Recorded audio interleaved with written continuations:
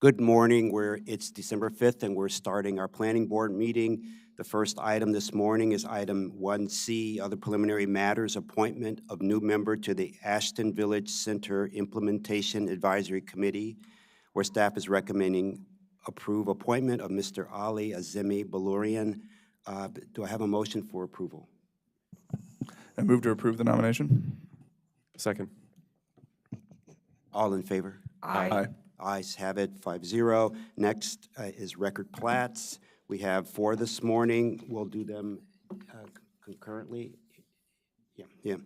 So the first is subdivision plat number 2, 2022-0780, Garden of Remembrance Memorial Park. The second is subdivision plat number 2, 2024-0370, Merrimack Park. The third is subdivision plat number 2, 2024-1200, West Cherry Chase Heights, and the fourth is subdivision plat number 2, 2025-0240 through 2025-0270, Creekside at Cabin Branch. All staff is recommending approval. Do I have a motion for approval? I move to approve the record plats. Second. All in favor? Aye. Aye. The ayes have it, 5-0. The next is item 3, regulatory extension requests. The first is 7749 Old Georgetown Road, preliminary plan number 2, 2024-0070, site plan number 8, 2024-0090, and forest conservation plan F, 2024-1020. This is the first extension request. The second is Burtonsville Wawa, preliminary plan number 10240-160, site plan number 8, 2024-0170, and forest conservation plan number F, 2024-021A. Staff is recommending approval of this extension request. And the third is Big Woods Manor Administrative Subdivision Plan number 6, 2024-0050, and preliminary / final forest conservation plan number F, 2024-0910, regulatory extension request number 1. Do I have a motion for approval of all 3 of these extensions? Yeah, move to approve all 3. I'll second. All in favor? Aye. Aye. Aye. The ayes have it, 5-0. Next is our item number 4, roundtable discussion, where Parks Director Mitty Figueredo will present this item this morning. Thank you. Good morning, everyone. I'm a little raspy, so I'm not going to talk a whole lot, but this morning, in lieu of my normal director's report, we thought that we would bring to you an update on a potential partnership project that we've been working on. And with that, I'm going to hand this off directly to staff to save my voice. Oh, that's fun. Ha. I believe that. Thank you, Mitty. Gonna work it out. Good morning. My name is David Tobin. I'm Manager of Public-Private Partnerships in the Park Planning and Stewardship Division of Montgomery Parks.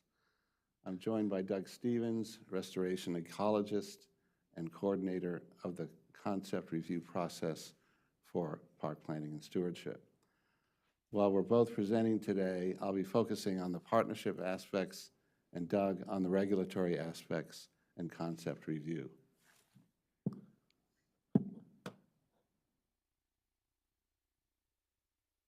The purpose of today's briefing is simply to update you on this project, and which proposes to construct and operate a museum in a currently vacant historic park building at Burnt Mills East Special Park. We're not requesting board approval at this time, but we hope to come back to you sometime next year, potentially, for your approval of this public-private partnership.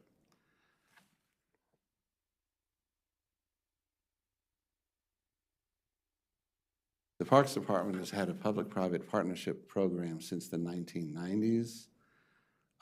There are a number of organizations that we work with, particularly friends groups and environmental groups that steward parkland, and as well as corporate and nonprofit groups that lend volunteers to support parks. Our public-private partnerships are significantly different from those less formal relationships and are defined as a third party that brings capital funding to construct and operate a program on parkland that supports a park's priority and our purpose and mission. Virtually all of our public-private partnerships, and I'll tell you a little bit about them in a second, that constructed improvements on park property, that they were paid for by funding other than capital funding from Montgomery Parks. Currently, there are 15 PPPs in the park system, including 2 museums, the Dairy Museum at South Germantown Recreational Park and the National Capital Charlie Museum at Hazen Wells. This map shows you the degree to which these partnerships are scattered throughout the county. Our public-private partnerships include such groups as the Miracle Field at South Germantown, Go Ape at Rock Creek, Soccerplex and Tennisplex at South Germantown, Great and Small Therapeutic Riding at Rickman Farm Horse Park, Red Wiggler Community Farm at Hazen Wells, and Povich Field, also at Rock Creek, among others.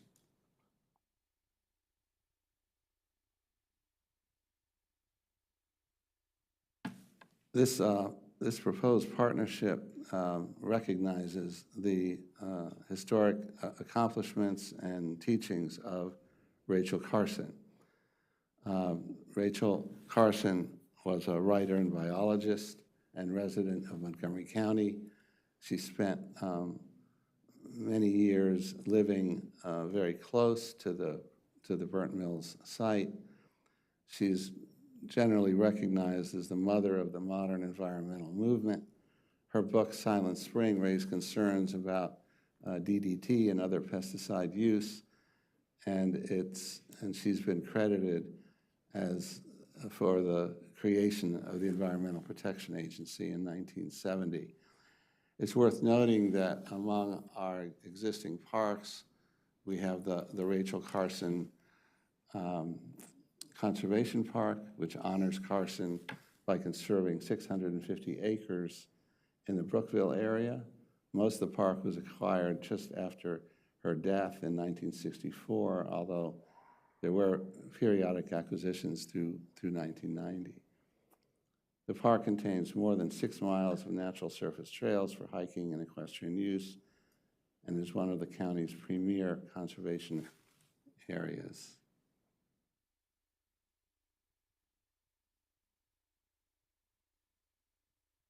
Over the years, my office has received a number of proposals for public-private partnerships.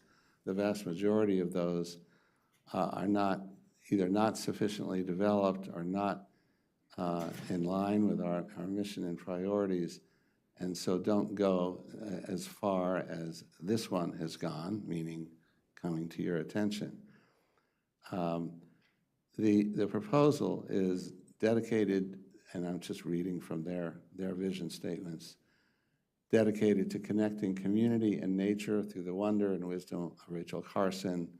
The world-class Spring Song Museum will connect a new generation and diverse audience to both the wonders of our natural environment and to individuals and communities connected to this land throughout history. Central to their mission is their plan for the Spring Song Museum to become a powerful tool for youth and community education to inspire the next generation of environmental leaders. They intend to fund and operate the museum at Burnt Mills Special Park and devote it to the vision that I just shared with you. They first submitted their proposal in 2021 as an unsolicited public-private partnership under our guidelines. It's worth noting that development of the museum in this historic structure is consistent with the White Oak Master Plan and other park plans that call for the adaptive reuse of historic properties in parks. Staff has reviewed and collaborated with the applicant to refine and improve the proposal over the past 3 years including coordination with historic preservation and regulatory agencies. There's much more to do in the review of this project, and after Doug's presentation, we will give you a glimpse of what the future will be. Thanks, David. For the record, Doug Stevens with Park Planning and Stewardship. So I'm going to talk a little bit about the site and concept review. Hopefully, you all recognize this slide because I have presented this slide to you previously. You may notice here that I did tweak it just a little bit because, as David mentioned, this is a little bit of a unique project. So we're combining the concept review process with that partnership process. So that's what I'm going to be talking about, is that concept review and the review that we've been doing largely on the site and the proposed building improvements. So one of the most important aspects when we're looking at a proposal like this is to be sure, again, that it is in line with our mission and vision and with our objectives in the PROS plan. So to that end, we've had a multidisciplinary team looking at this proposal from all angles for a little while now. And so we've been looking at things like the existing and future park operations, the preservation of the site and the building, tree protection, and many other elements, as you'll hear about, as are part of our concept review here. But before I go too much deeper in our concept review, I do want to just make sure that we all understand the site that we're talking about. So we're talking about Burnt Mills East Special Park. It is located on Route 29 down near the Trader Joe's, if that helps you, located near on the banks of Northwest Branch. And it actually sits just 2.5 miles downstream from the house which Rachel Kausha lived in when she wrote Silent Spring. This site was acquired from WSSC in 1996. And here's just a little kind of schematic of the site showing there's 2 existing buildings and 2 parking lots there. Is this the water pump house near the waterfall? Yes. There on 29? Yep, you're Okay. jumping ahead on me here. Okay. But yes, it is. Yeah, so this site has a lot of history. It is actually located on a geologic feature called the fall line, which is the transition from the Piedmont to the coastal plain. And so that results in some pretty steep gradients throughout the stream. So it was a great place historically to build mills. And so there was an original mill here that actually burned in 1788, hence the name Burnt Mills. The structure you see here was rebuilt after that. So this is a different mill than the one that burned in 1788. And this one seen here in 1920 was removed by WSSC when they went to build their water treatment facility. So here's a schematic and an aerial of the WSSC operations in 1949, which was pretty much like the heyday of this plant here. It was constructed in the 30s and operated into the 60s. And this operation is what makes the site and the building and everything there historic. It's because of this operation here. This operation was basically state-of-the-art at the time when it was designed and constructed. I won't go into all the detail here. You can look at that later about where all the water was flowing and everything. But in the aerial there, you can see in the very up top, there's the dam that's out there still today, 2 buildings, and you can see those circular filtration tanks. And then there's a large rectangular sedimentation basin. So those were kind of the elements of their filtration system. If you go out to the site today, you're really only going to notice the dam, those 2 buildings, and that the rectangular sedimentation basin still exists, but it is now the parking lot. It was filled in and converted to a parking lot. Can you show the 2 buildings on that? Where did they build the building on top of those? What's that? Can you repeat that, please? The 2 buildings, where are they located in conjunction? Yeah, where did they put the 2 buildings? Do we know the footprint of the 2 buildings in here? So the WSSC buildings? Yes. Yeah, so there are the existing buildings in that aerial. You can kind of see on either side of Route 29, there's 2 buildings there. I don't see them. Can you show them with your cursor? Yeah, maybe if that comes up for you. Oh, these 2 I don't know if that comes buildings. up on the screen, but, Okay, I got it. okay. Thank you. I think it'll be, I have some other Oh, okay. slides that it will probably help you get a little better sense of the Okay, site. got it. Yeah. And so there's a picture of one of the buildings. That's the building that we'll be talking about, the Burnt Mills East site, because on the east side of 29, we refer to that as Burnt Mills East. On the west side, we refer to it as Burnt Mills West. And we're talking largely about the Burnt Mills East site today. So that's the front of that building. And you can see, so there's kind of the site circled in red there, the whole thing. There's the dam circled in blue. Northwest Branch runs by the site. And then in yellow, that's the building we're talking about there. So it's that building that's then adjacent to that historic sedimentation basin that is now, it is now a parking lot. So there's an existing park use there, obviously, and that's largely for the trailhead that's there for the Northwest Branch Trail, which is, one of our most highly used trailheads, in our system. In this trail, you can go downstream into Prince George's County and actually connect with other trails and get all the way into DC. And you can go upstream on the Northwest Branch Trail and get all the way up, to the Trolley Museum up north of Bonnefont Road. So it's a very well-used trail system. And if you go out there on a nice, sunny day on the weekend, there's a lot of activity out there. And so that's one thing we had to consider, during this review is the existing park use at the site. This is a picture of Northwest Branch just downstream of the site. This is pretty characteristic of that stream. It's kind of a gorge system with kind of steep gradients, as I mentioned, and a lot of rocks and small waterfalls and things like that. So the stream valley adjacent to this site, we do classify that as the best natural area for this stream in the mature forest. Many years ago, Teddy Roosevelt actually visited here, and he remarked on this site that other than Great Falls, it was one of the most beautiful locations in the DC area. And I think if you go out there today and go on that hike, you would probably agree. So here's another little site schematic where you can see the parking lots and the road and the Northwest Branch and the buildings there.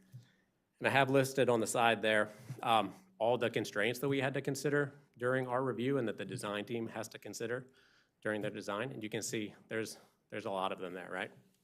As I mentioned a few times, the whole site and everything at the site, is considered historic for the WSSC operations. And so that has certain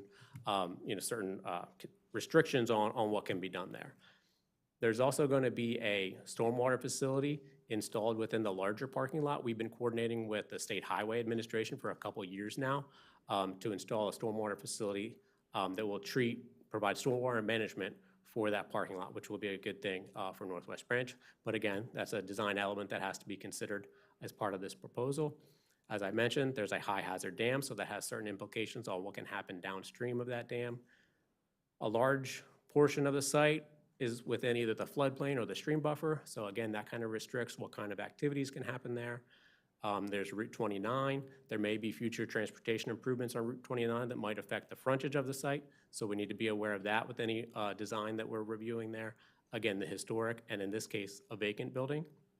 I will note that Parks has 108 historic buildings in our inventory right now.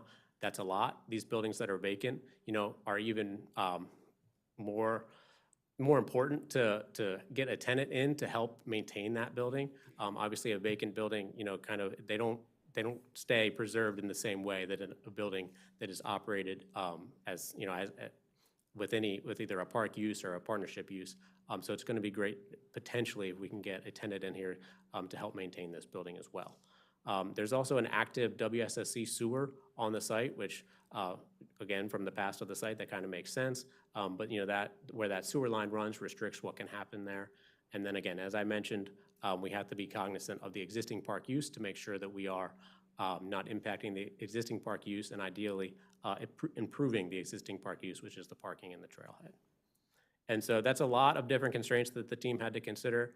And so I just put a color to all those and just kind of laid them on top there. And you can see there's a lot going on at this site that our team had to consider throughout our review.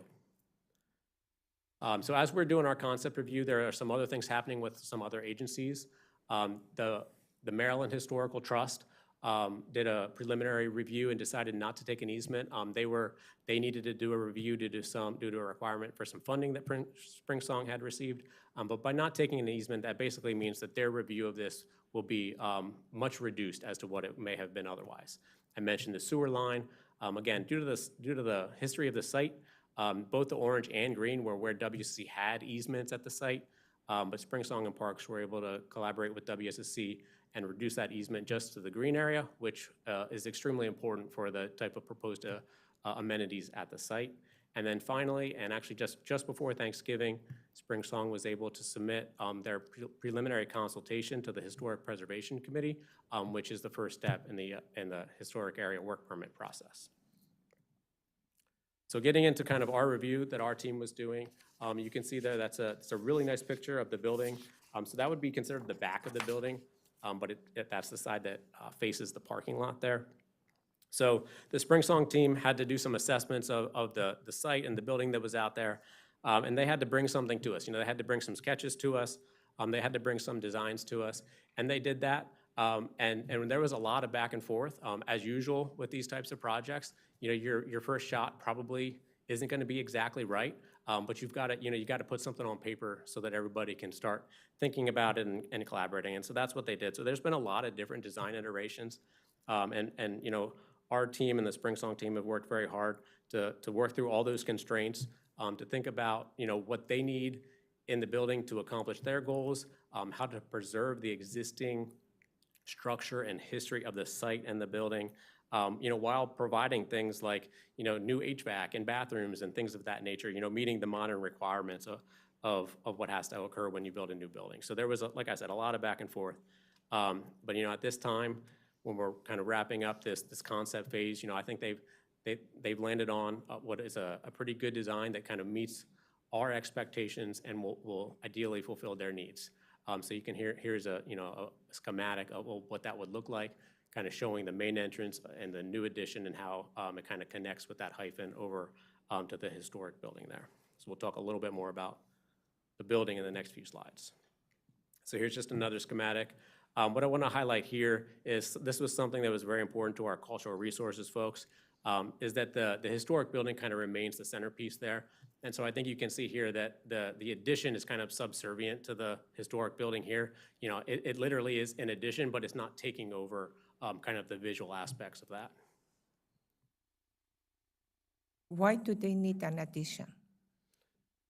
They need the addition to have the appropriate space and to be able to fit in some of like the mechanical elements that are required, certain bathrooms and access, like an elevator and, additional fire access and things of that nature.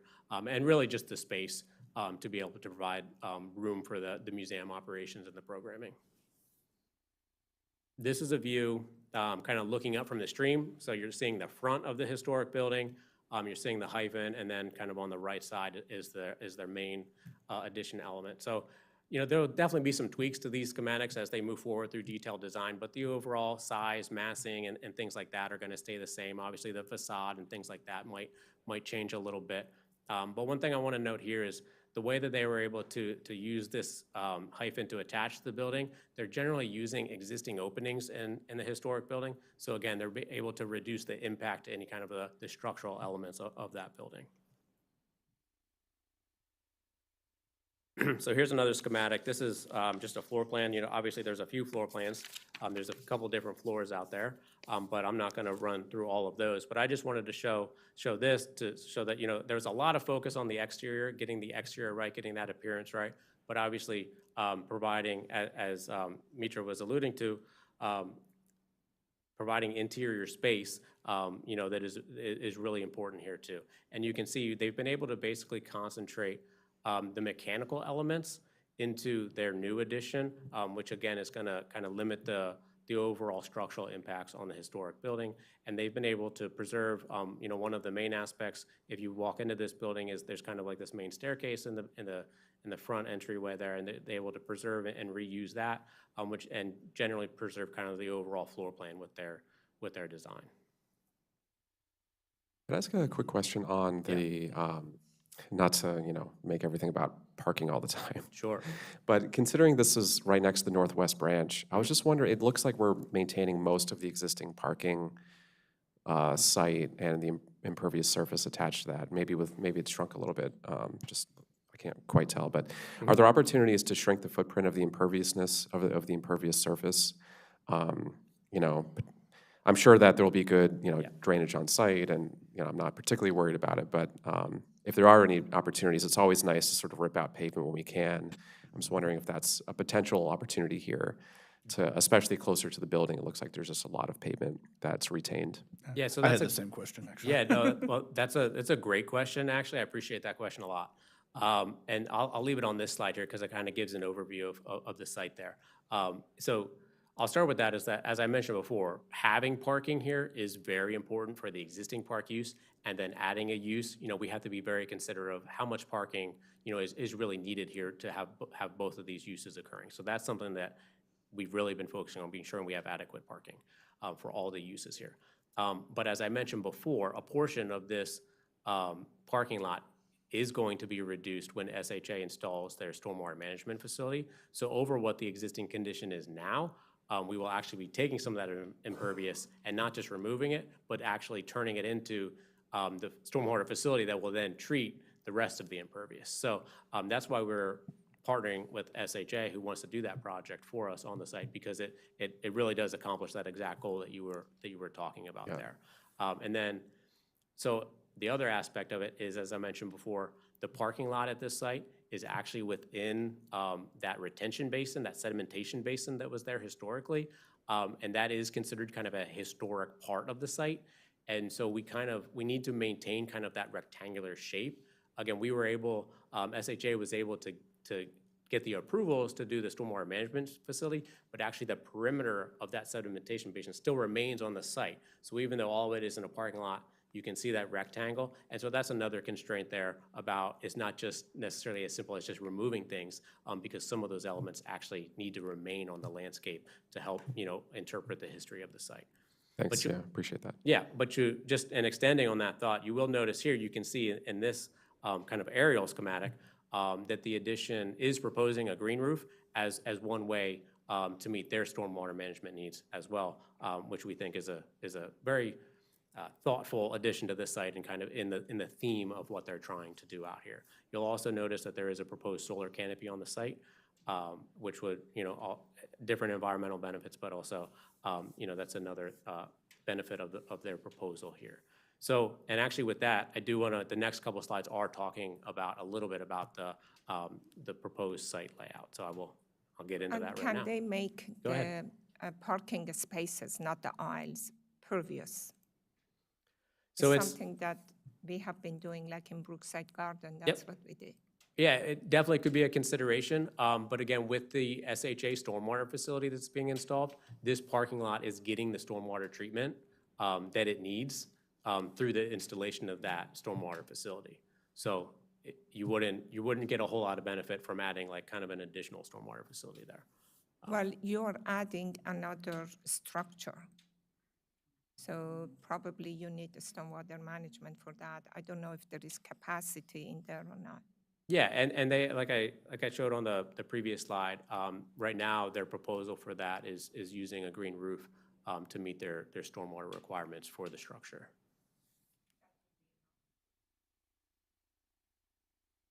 So here's a kind of an artistic diagram of the site there. You can kind of see on the left side, I mentioned, that kind of rectangle of the basin has to be removed, but then, some of it is shown green here because that is that stormwater facility I've been talking about. And then, the parking will be reworked, but like I've mentioned a couple of times, maintaining adequate parking for all uses is really important. It's just a little bit cleaner of a diagram here. When we're talking about the site improvements, we're really talking kind of about three areas. Obviously around the building, enhancing, just kind of movement around the new addition. And then the trailhead, improving kind of the connection to the trailhead and the aesthetics of the trailhead. And then also, as I briefly mentioned before, on the right side of this diagram, they're proposing kind of an overlook to the stream. And this is like a landscaped overlook, not like a big structure or anything like that, but somewhere visitors can go and just kind of enjoy the view of Northwest Branch Stream. So those are kind of the three main elements that they're focusing on with the site improvements. Here are just some more kind of visuals and schematics of that. On the top right, that's kind of looking from the parking lot over towards the trailhead area. One thing that I'll point out here is you do see a restroom there. That is something that we would like to have implemented at the site. We know that having restrooms at facilities like this is really important for our park users. So we hope to be able to achieve that with this proposal.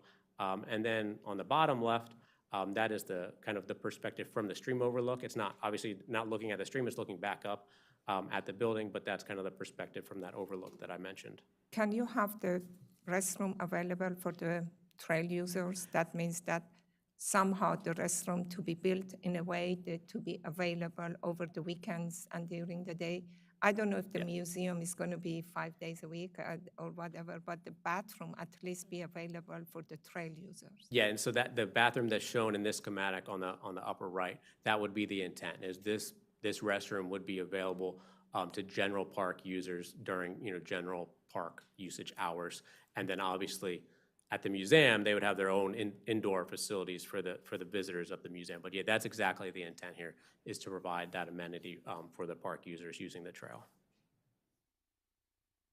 All right, so this is obviously just another schematic of the site, kind of showing all the elements there, the building, the addition with the green roof, the parking lot, and the proposed stormwater facility that takes up a little bit of the parking lot and historic sedimentation basin. And so we'll wrap up the concept review here. So like I said, we've done a lot of work, both the Parks Review team and the Spring Song design team. There's a lot more work to do.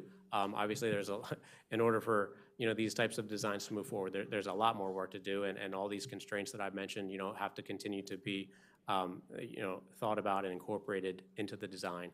But we think that they've generally met, our expectations up until this point, and have a workable proposal that we hope that they can move forward through the park construction permit. And then ultimately, you'll be hearing, as David mentioned, you'll be hearing more about this in the future when you're asked to review the partnership and the overall project again next year.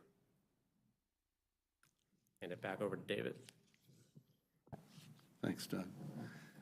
So as Doug has explained, an enormous amount of work has gone into this, reviewing this project.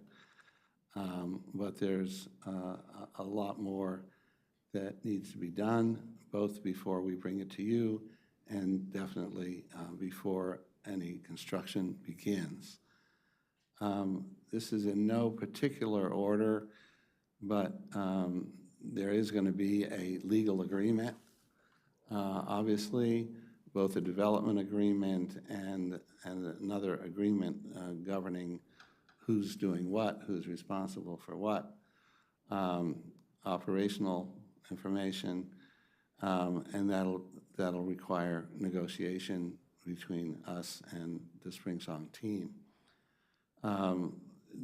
In Doug's presentation, he mentioned two things that are particularly challenging and important.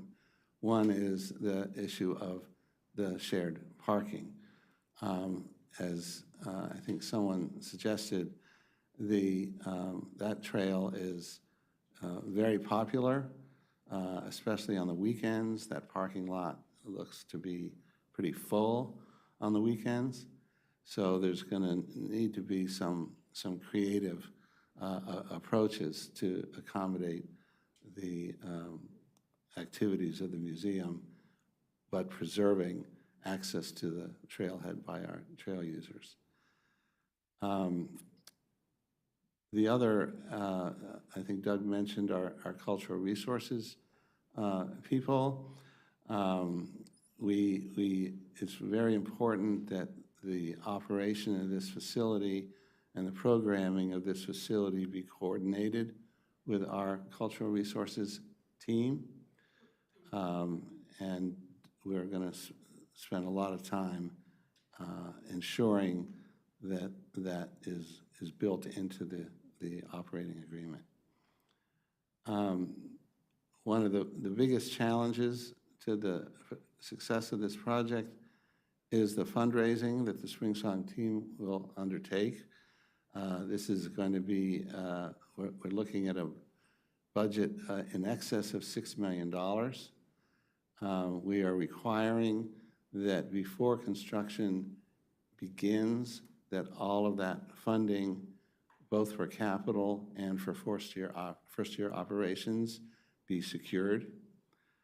And that's going to be a major effort on their part.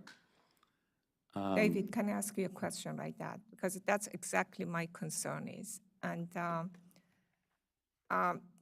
I do not know what is the plan because I'm very familiar with this site. You know, we met actually with the applicant. I think it was last year. We met in the place, and I'm very familiar with that building. And I know that it's, especially that we did the study, that it was at the path of the breakage of the dam. So the cost of upgrading the existing WSSC building to be commercial building through DPS process is going to be costly. And that was something that we did talk with the applicant, and they said that their engineers are in the process of coordinating with them. And now I see that you have another additional building. So I do not know even that if 6 million is a good estimate, that would be a very costly adventure. And I'm hoping that the big share of this cost to be on the partner and not from the public funding. The public funding could support the public usage of the area, like the bathroom that we are building, or the improvement of the parking, or the stormwater management. But there is not enough in CIP for the parks to support the capital funding for this museum. As much as I like it and I support it, but it's not the priority. I don't see it as a priority for the Parks Department. So we have to be very careful to make sure what you said, that the funding is enough and is available. So that when we get closer to the final construction, we have to do the cost estimate, make sure the cost estimate is good, and the funding is available before we start the construction. Commissioner Pedoeem, if I may, yes, I agree with everything that you said. We're very optimistic about this project, and we've invested a great deal of staff time thus far and will continue to do so. But the ability of the project to move forward is entirely contingent on the partner raising all the funds, the Parks Department, other than, of course, like the staff time that we're spending. All of the other investment, all of the capital funding needs to be raised by the partner because, as you know, we do not have any additional resources in our CIP. We need additional resources for Long Branch Parks implementation, for Wheaton Regional Park. We haven't yet come to you with a capital request for Jessup Blair or for the Capitol Crescent Trail, and these are just a few examples. So from the beginning, we've been very clear with the partner, and they understand that and are committed to doing the fundraising for the entire cost of the project. Wonderful. I'm very happy to hear that. Thank you. And the If next you can- couple items If you could just take speak to a couple that of minutes issue. and wind. I don't sorry. know how much more time you have. Just, can you? This is the last slide. Okay, great, thank you. We are going to have to approve a capital campaign fundraising plan and an operations and sustainability plan. They're going to need to demonstrate that once construction is complete and the museum is operational, that it has a model that is sustainable, because we don't want this to be built and operated and then relying on other funding from the Parks So Department. it's going to be operated by the partner. Correct. Okay, great. So once we've done those things, we will coordinate with them and execute the sort of public outreach that a project like this requires before coming to you for approval of the partnership. And then after that, again, they'll be required to secure all of the necessary funding for construction and first-year operations, and then that would be followed by a park construction permit and other approvals from all of the relevant agencies, and then execution of the legal agreements. So we don't really know how long that's going to take, especially the fundraising piece of it. There have been some encouraging responses from potential private funders, but there's still a lot of questions about, certainly about how long that's going to take. That's it. I fully support this project. I drive by that site 10 to 8 times a week, and it's kind of an eyesore, and this would be a much-needed revitalization of that site area, and I look forward to the advancement of this project.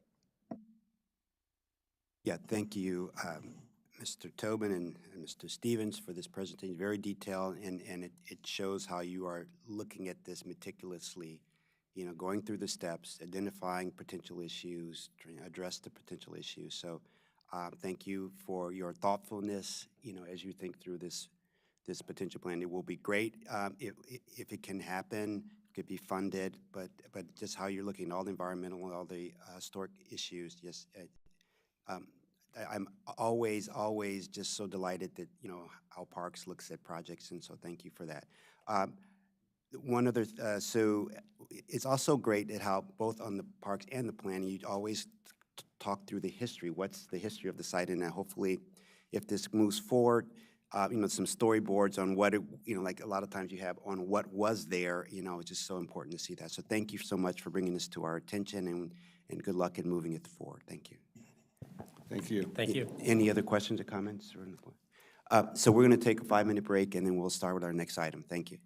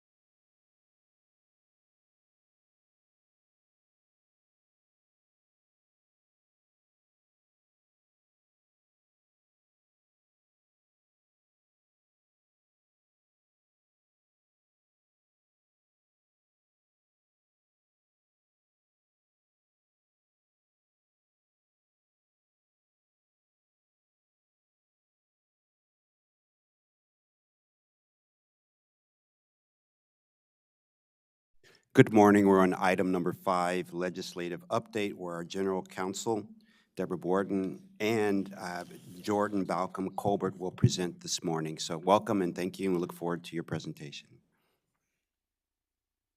Good morning. Nice to see everyone. Sorry I couldn't be there with you in person. We will run through this legislative update pretty quickly. It's going to be easy because some of the items you have seen before. Some of these are return customers. These are bills that were introduced last year that we have some some history with. And so I'll just jump right in. The first bill is one that was introduced last year. And if I can share my screen, let's see, I can walk you through all the bills pretty quickly. Yeah, let me share my screen. And I will go to the first bill, which is the Fairness in Zoning Bill. This bill would only apply in Prince George's County, and it again, it's a bill that was introduced last year, and it would divest the Prince George's Planning Board of all approval authority. So obviously, we think that's a bad idea.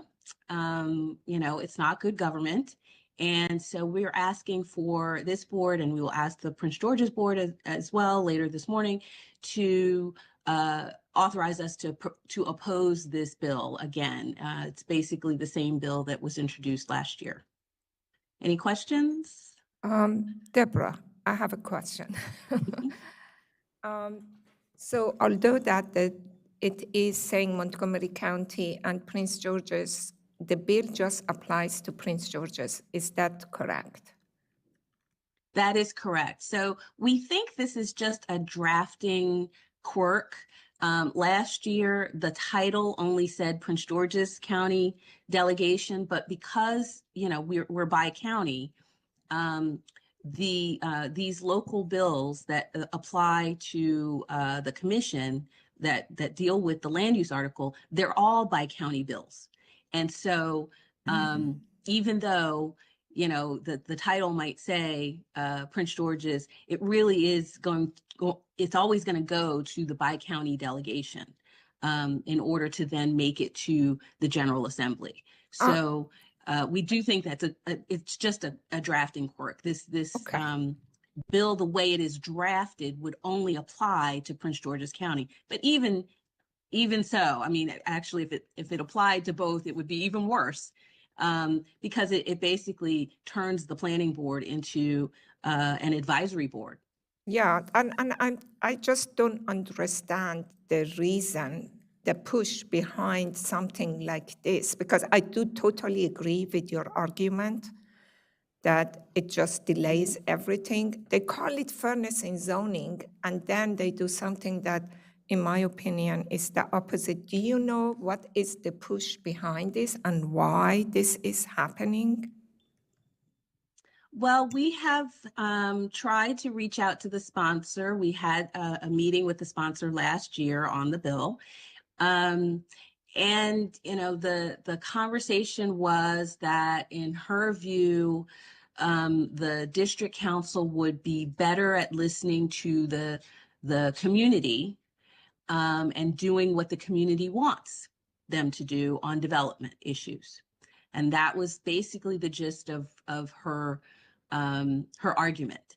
And we explained in detail that the development process is designed to have checks and balances so that while the district council makes the law and decides, whether uses are permitted and where they are permitted, the planning board implements that law, and that's designed to be a check so that no one body has all of the power, and so that people don't go to the elected officials expecting them to use zoning as sort of a popularity contest. Well, we like this, but we don't like that, because that ends up basically violating the property rights and the constitutional rights of property owners.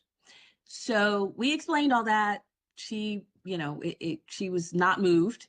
And so, she's reintroduced her bill. I totally agree with you. Maybe there is more into it. I do not know if we could reach out to her again today to see that if there We is will. anything more. We have. Yeah, okay, thanks. Yes, yeah, we have reached out and we'll continue to reach out. We will talk to anybody anytime. We're not afraid of talking to people who present us with challenges. That's fine. That's all in a day's work for us. Okay, all right, thank you for that explanation, and you can go on to the next one. Thank you. I'd like to compliment you on your denial here. I read the legislation before I saw your recommendation, and I really appreciate the outstanding work you guys do on this. Thank you. Thank you very much. Would you like to wait until I do the 3 bills that we're asking for positions on? Should I do them all together and then you can vote? Would that work? That would be great, thank you. Okay, so the next one that we're asking for position, and this position is support as well, is support because this is one of our bills that we've actually requested and has been introduced by Delegate Polakovich Carr, whom we thank very much for working with us on this bill. As you know, Montgomery County Planning Board, and you may not know that WSSC also has this provision that they must live stream all of their open meetings.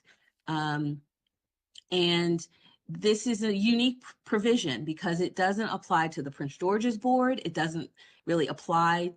It's not in the Open Meetings Act. These are provisions that are in separate places for us in the land use article, and then WSSC has its own article.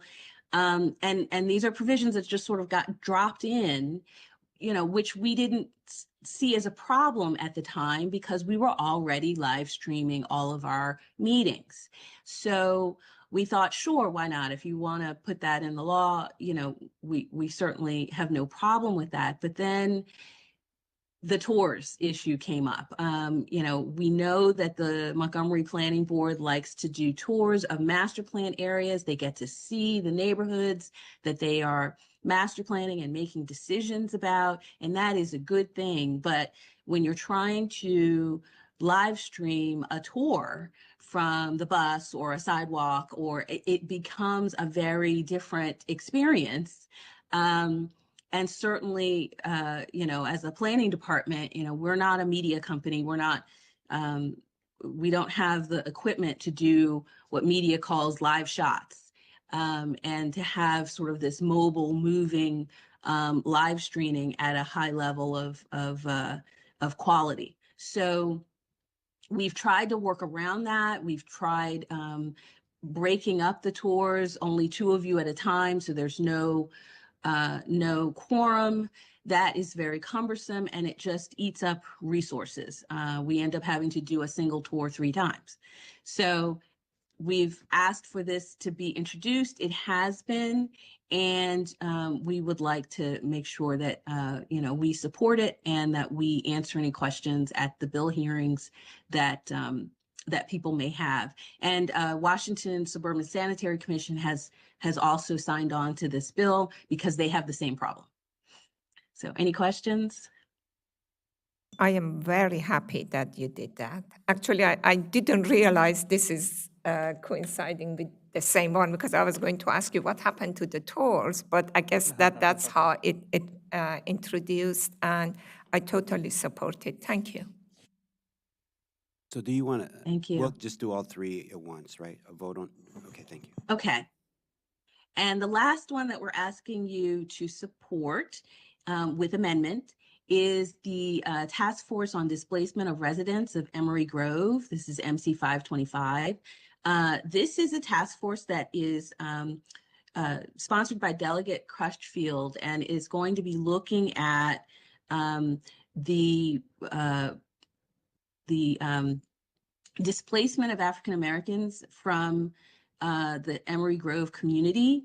as a result of, redevelopment, gentrification forces. And so we thought that we could contribute to this.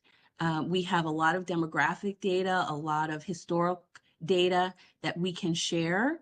And so we have requested that the sponsor include us on this task force, and the sponsor has indicated that would be fine.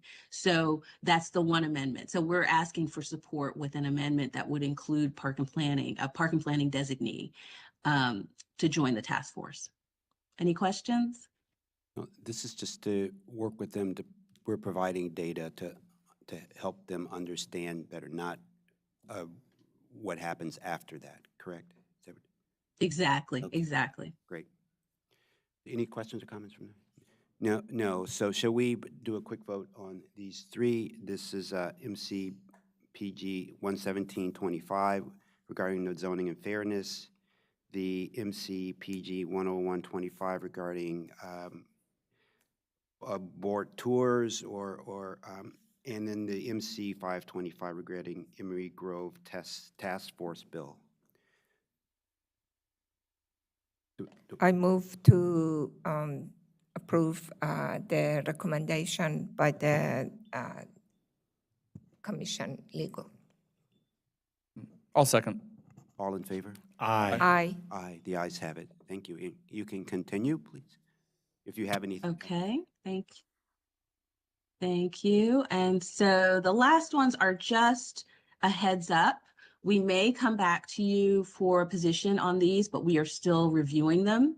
So MCPG 11625, this is a section of code that already exists. And what this section does is, again, it applies in Montgomery County only, and it gives the municipalities in Montgomery County the ability to regulate residential housing. Currently, it says single-family residential houses. I'll get to that in a minute. But it currently allows the municipalities who don't have zoning authority to regulate single-family housing in these areas, in these specific areas: fences, signs, residential parking, residential storage. And they can further, they can impose additional requirements on these areas, location, setbacks, et cetera. So this amendment would attempt to clarify this issue of, what does it mean, when you're talking about residential houses? Currently, it says single-family residential. The proposal is to remove the single family and have it just say residential houses, buildings or other structures. But then it uses this term predominantly single family residential use. In other words, on land zoned for predominantly single family residential use. This is a little unclear. Predominantly single family residential zoned land is not really a planning term. Yeah. And so we're a little concerned that that's a bit fuzzy. And then if you go down further, at the top of the page, shall apply without regard to housing type. Now, we know that that is a reference to duplexes, quadruplexes, et cetera. In other words, we don't want the municipals to make more restrictive building requirements on quadruplexes or duplexes that look like, that they're basically built in a single family form. We don't want those to be burdened with additional regulations, additional more than a single family form house that only has one dwelling unit. So, there's a lot sort of packed into this little amendment. So we want to take some time to review it. And I know Jason Sartori, Planning Director Jason Sartori, has been working on this bill and has a lot more information about it if you have questions. The second part of the bill, it talks about the building requirement adopted for multifamily housing. Now, this is again, we have this this agreement among some, in the county that affordable housing is a big priority and is something that needs to happen in Montgomery County a bit more easily and more cheaply, so that the affordability issue can be addressed. You can't do that if multifamily housing is more restrictive in terms of the building requirements are more restrictive than it would be to build a townhouse. That's not fair. And it would seem to be a drag on our ability to increase affordable housing, attainable housing. So that's where this section is going.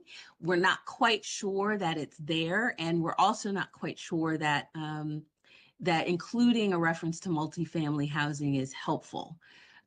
So Jason can talk to you a bit more and go a bit more in depth about this, and I'll stop here and see if there are any questions. And I will chime in real quickly here. So I think, the key thing here is that what the municipalities are looking to achieve with this bill is ensuring that the authority that they've always had and they've always known that they've had with regard to single-family detached dwelling units, that they can maintain that authority for other house-scaled structures like duplexes, triplexes, and quadplexes that we've envisioned through the small scale of attainable housing. We're comfortable with that. Where we're not comfortable, we're comfortable with that as long as they are all treated the same, as Deborah was mentioning. What we're a little concerned about is that a few years back, they sought an opinion from the Attorney General's office, the State Attorney General's office, that interpreted existing code to suggest that the authority that they have doesn't just apply to single-family dwellings, but it may apply to other residential and other structures. And the concern there is that then, when we start talking about small apartment buildings along our corridors in predominantly single-family zones, that they could apply it to those. And that is a concern that we want to make sure. So, if we send comments on this, we don't know if we have specific language just yet to offer as an amendment, but if we were to either testify or offer comments, that it would suggest that, we're at least Planning Department is comfortable with that small scale, but we want to make sure that this does not apply to structures of 5 units or more. My initial reaction to this one is to oppose it. It's badly written. And I'm not particularly generous on the interpretation of why it's written as it is, with predominantly single family is open to very broad interpretation. I would offer that we oppose this unless there are significant amendments to clarify that this does not apply to anything that's not house scale, which is also not a particularly well-defined term. No. This is meant as a way to kill the attainable housing. That's all it is, in my opinion. And I don't think I think we should strongly oppose it unless there's significant reduction. This is something that's not worth legislation. This is, as you say, like an interpretation issue and an administrative, I think, interpretation for the state, not something for new legislation or new ordinance. Could you Which say what elected kind of official authority proposed you are talking about? I'm a little bit confused that what authority they can have that could undermine. Just give us some Sure. examples. It's what you see on the screen there now, and it's tough to tell because it's, you've got the proposed code mixed in with, the proposed language mixed in with the existing language here. But currently, municipalities that don't have their own zoning authority have the ability to apply stricter standards of development, like setbacks, height restrictions, or lot coverage. Then Which we one apply is in through zoning. Montgomery County? So Chevy Chase, others, that Tacoma Park. But I thought they follow the zoning. They do. For us. But by this existing code, in state code, they have the authority to apply a stricter standard. So let's say our standard for a setback is, or his height is 35 feet for a single-family home in a zone, they can say it's less than that, it's 30 feet. What they can't do is make it more liberal. They can't say, oh, it's 40 feet in our municipality. That's what this section of existing code allows. And the concern about, and I would just, to kind of push back a little on a flat-out opposition to this, is that without this bill, there is this standing AG opinion that suggests that the municipalities have the authority to do this already. They've known that they have it for single family, but they actually have the authority to do it for duplexes, triplexes, and quadplexes. They're seeking clarification of that through the code, but it also suggests that they have the authority to do it for multifamily too. And so without a bill that clarifies that, I would personally rather see us Clarify it rather than. oppose. Right, so. That's fair. Yeah, this is what, as you said, you're not asking us for an opinion right now, I mean, a vote. I would recommend No. that we clean it up a little bit, because it just seems a little bit ambiguous, and it also says somewhere in there, and may be less restrictive than somewhere, and I didn't quite understand it, so we don't have enough time to go through that now, but let's, monitor it, discuss what what changes we need to make to make it more, have more teeth to what we think we wanted to say.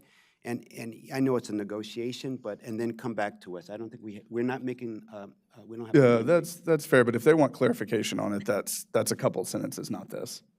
This is not, I think, this is more than clarification, that is my concern. This is an attempt to kneecap our ability to do attainable housing, or at least largely the effect would be to kneecap some of that.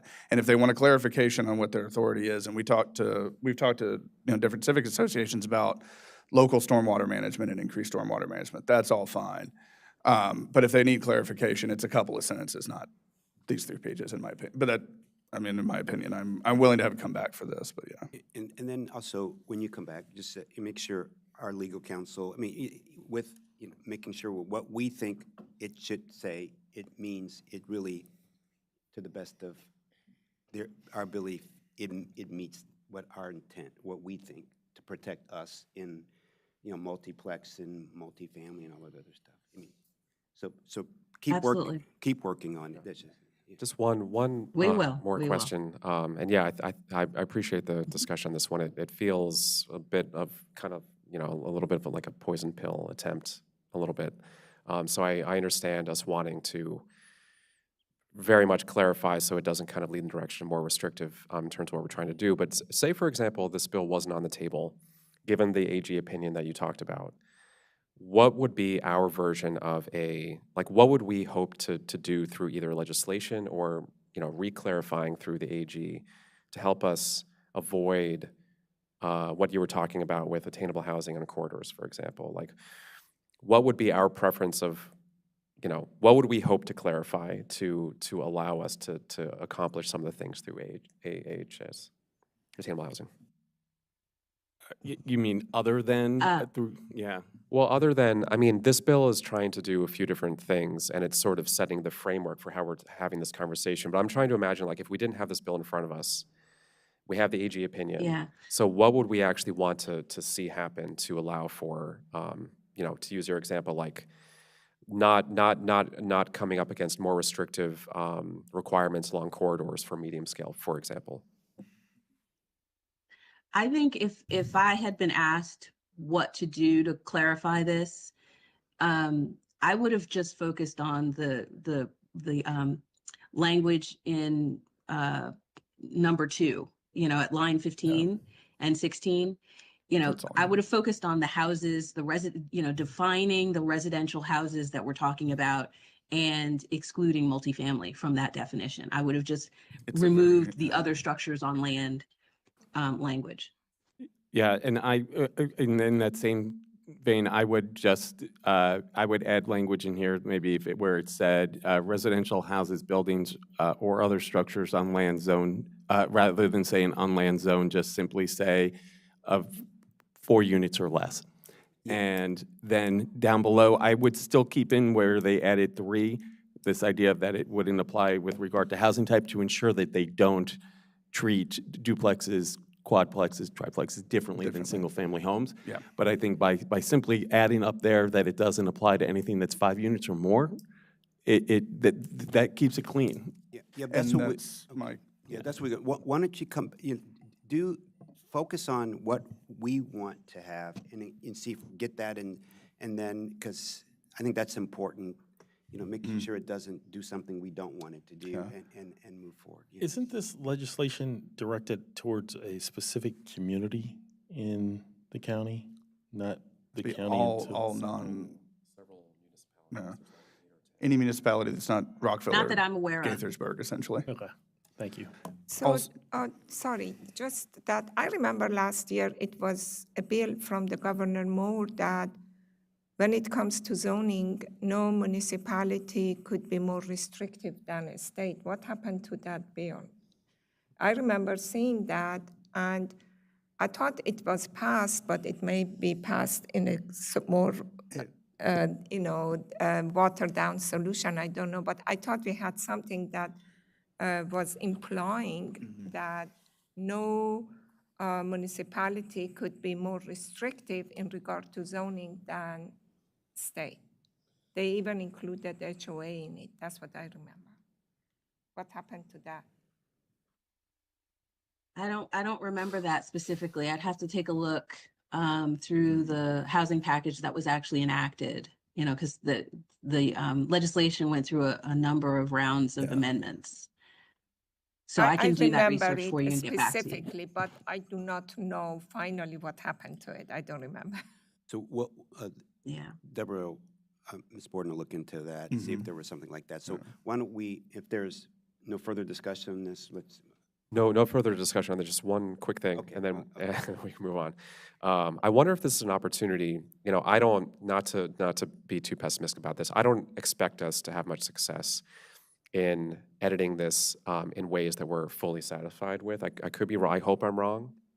I also don't know what the prospects for this advancing through both houses and getting enacted in law. I don't even know if the governor will ultimately sign it. But I do wonder if this is an opportunity for us to think forward to next legislative session, and maybe, given what we just talked about, like our preferences for clarification to enable AHS to succeed in these municipalities. Are there opportunities for us to seek out legislative sponsors for another bill next session that can do the clarification on our terms that we would prefer seeing? Obviously, it depends on, we don't know what's going to come out of attainable housing, but next legislative session, we may know, or at least we may have things further down the road here in the county. So just something maybe we can think about for next year, and maybe we can kind of lay some groundwork with some of members of the delegation and see if there's any interest in doing clarification on our terms instead of us responding to what seems like an unfriendly attempt to kind of handcuff us. great, Understood. good note. So can we move on to the next one? Yes. The next one is MC 125, maximum speed limits. This one is, it's a pretty brief bill, and it would allow the county or local authority, which might include us, to decrease the maximum speed limit on a highway without performing an engineering and traffic investigation. Now, our planners are still looking at this bill because it's short, but it is, it is pretty impactful and far-reaching. So we're gonna take some more time with it. We're still getting in comments, and we may come back to you with maybe support with amendments because we do think that this needs to be carefully worded so that it doesn't impact too many areas or too many roadways and streets. We want to make sure the terminology is correct in terms of highway versus street. Some of the special interest groups have requested that instead of saying highway, it should say street. Well, that has really big implications. And so we want to make sure that we get this right if it goes through. But I'll stop there and see if there are any questions. Yeah, I have a question with regards to speed limit. It seems like there's a push to reduce the speed from, 45 to 25 and then 25 to 15. And it seems as though that there's a focus on an anti-car movement when we still live in a large commuter area where people use automobiles. And so the reduction in speed limit does fit the objectives of special interest groups, in particular bicycle lobby and or a pedestrian lobby, but it negates the fact that there's a large population that commutes to work in the inside the Beltway. And so I'm concerned with the continued reduction of speed limits that there's no end in sight. And so, other board members will likely disagree with me, but I'm opposed to the continued advancement in the reduction of speed limits in the county. I do support what Deborah suggested. I agree that it should not be done without any study to see how it impacts the public and those people that are using the cars. I do agree that it needs some kind of a study. I strongly support this, like, very much. I don't think you need a study to reduce speed limits when we know very strongly the correlation between speed of a vehicle and likelihood of death. I think if you go around the county, pretty much any place in the county, the 99% of the infrastructure is built for cars and nothing for pedestrians or bicycles. Largely, if you count up the money we spent, the area we use, the speeds we allow, the locations. I'm firm. I don't think you need studies to reduce speed limits when we know that the faster you go, the more likely you are to kill someone. So I don't think that's a lobby thing. I don't think that's an issue. I don't think it's a war on cars. I think it's a safety issue. Yeah, I support this too, and I hope that we ultimately end up supporting this in some form if we need to clarify. As Ms. Borden, as you suggested, I'm totally happy with clarifying as needed.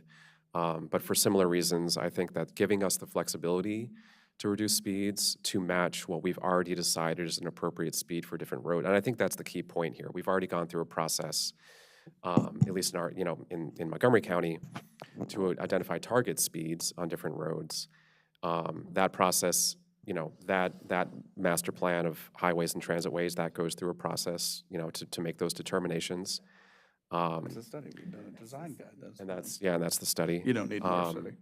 This doesn't change anything about the geometry of roads. It doesn't change anything else. I mean, we can have that conversation about whether reducing speed limits is an effective safety tactic, and I think that it's one of many things that needs to happen. It's not going to make roads safer on its own, certainly, but roads can't get safer unless some roads can't get safer unless cars slow down, and that's just a fact.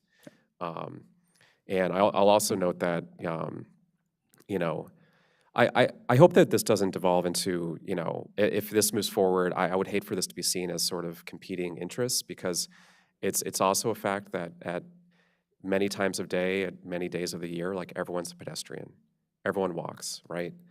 Whether you walk from your car into a building, or whether you walk from a building across the street to get groceries, or whatever the case is, even if you use a car for 90% of your trips, everyone walks at different times, and everyone walks along dangerous streets at different times of the day or different times of the year. So this is something that literally touches everyone, and it's not about, in my view, it's not about saying that cars are bad. It's saying that the roads that we currently have are unsafe, and cars contribute to that unsafety, and we're not saying that cars shouldn't be in that space. We're saying that how can we make this space safer for everyone, and that includes cars too, because if cars get into crashes at high speeds, that's more dangerous for the people in the car, it's more dangerous for the people in a different car that they may hit. So I strongly support this, and I hope it moves forward. Okay, so it's coming back to us, so I appreciate everyone's comments. Yeah, if I just want to end, this is actually almost identical to a bill that was introduced last year that the board did support then. And the distinctions with this bill this year is this inclusion here where it says, if the highway has a speed, a specified target speed identified by the Montgomery County Complete Streets Design Guide. I think the key there was to try to tie it to something that has already established, those target speeds. The studies that they're talking about conducting are very specific studies that are costly, time-consuming, and they're very street-by-street specific. What this doesn't allow, by having to do those studies currently, it prevents the county from being able to say our neighborhood streets are no longer 25 miles per hour, they're 20. When the concept of 20 is plenty, they can't just, en masse, reduce the neighborhood street speed limits in the county today without having to do a traffic study, an engineering study for each specific road. So this allows the county to be able to say, in our neighborhoods, it's now only 20 miles per hour. The concerns that we had as the planning department with this is this tying it directly to the Complete Streets Design Guide. The design guide does not give target speeds for specific roads. It does it for classifications of roads. If you tied it to the master plan of highways and transitways, where we do give target speeds, we don't address neighborhood streets in the master plan. So we've been struggling with what language there. I will say that I've received word this morning that the lead sponsor on this may be considering an amendment that changes this to, after the word investigation, it would say, in accordance with the Complete Streets policy as defined in section 2-112 of the transportation article that is applicable to the highway. That section of code just basically says, that you've created a complete streets design, kind of standards that apply to certain characteristics of the roads, which we have done. And so I think the department, our staff, we are comfortable with that language, not comfortable with the way it's introduced here. So I just wanted to kind of clarify where we are up to the minute on this. But I also thought this was something about the last year they had with cameras, and this year there was going to be take out the Yeah. of I was just camera. about to ask Yeah, on So- and then also, but even if they added what you're saying, it's the Complete Street still does not designate speed for neighborhood streets, right? Right, but it doesn't, the way it's written here, it talks about if a highway has a specific target speed identified, no highway has a specific target speed. The language that is proposed is saying, if you have one of these in your jurisdiction, or in the case of Montgomery County, if you have this, then you don't have to do this study. That language about the speed cameras enforcement, that was actually something that we had recommended being added. So what you'll notice in the way it was originally presented last year was very similar to this. That part 3 down below, starting on line 3 there, was untouched. We recommended, the board had recommended adding something in there that said after 12 months you could apply a speed camera. They agreed with that and they added that in, amended that in, but there is some belief that that was part of why the bill didn't advance last year, because there are people in that section there, section 3 and down, applies to all jurisdictions in the state. And there was concern by some that don't like the idea of automated enforcement, and that's what killed the bill potentially. So there's this thought of, for now, let's just leave that concept out. I was just going to make one comment on that. As Commissioner Linden had mentioned, like, speed limits don't do it alone. Like, I don't understand. I get the political aspect. I don't get the practical aspect of, like, here's a speed limit which we were actually putting in law that we will not enforce through automated means. I think that's, if we have a policy and we have a priority, we should do that priority. If it's necessary for the politics, fine. It's whatever. But, like, it's silly to put in a restriction on your ability to monitor a law that you're putting, like, into place, and a policy and an ordinance you're putting into place. So, like, I would recommend that, we attempt to maintain that there be the ability to enforce at least 12 months after you introduce it. I would say, like, 12 days, possibly 12 minutes, after you put up the signs, because come on. But if it's necessary for the passage, whatever, but I would push strongly on having, it's automated, it's cheaper, it's more equitable, and it improves the adherence to the speed limits there. There's reams and reams and reams and reams of studies on this. Like, I feel to kneecap yourself ahead of time is a little bit, maybe worthwhile pushing more strongly on making sure that gets in there. My hope is that, divorcing these two things for now can help get it over the finish line. And then my additional hope is that, in a future session, maybe there's a way. And I would also kind of look to legal, like, are there ways that we talked about clarifying language to accomplish certain things. Are there ways that we could potentially clarify the language in paragraph 3 that we're looking at here, where the meaning or the interpretation of it would not mean never, but it doesn't, it's more flexible language that we can potentially use in the future. I have no idea if that's possible. I don't know if, the sponsor would go for it. But my hope is that, I completely agree that, automated enforcement or speed cameras, they are far more equitable, and there are ways in which we can continue to move the ball forward with safety. For the sake of getting this over the finish line, I'm personally okay with not pushing for including it here. But hopefully in the future we can figure out solutions to allow us to do what we need to do. All right, good. So can we move on to the next thing?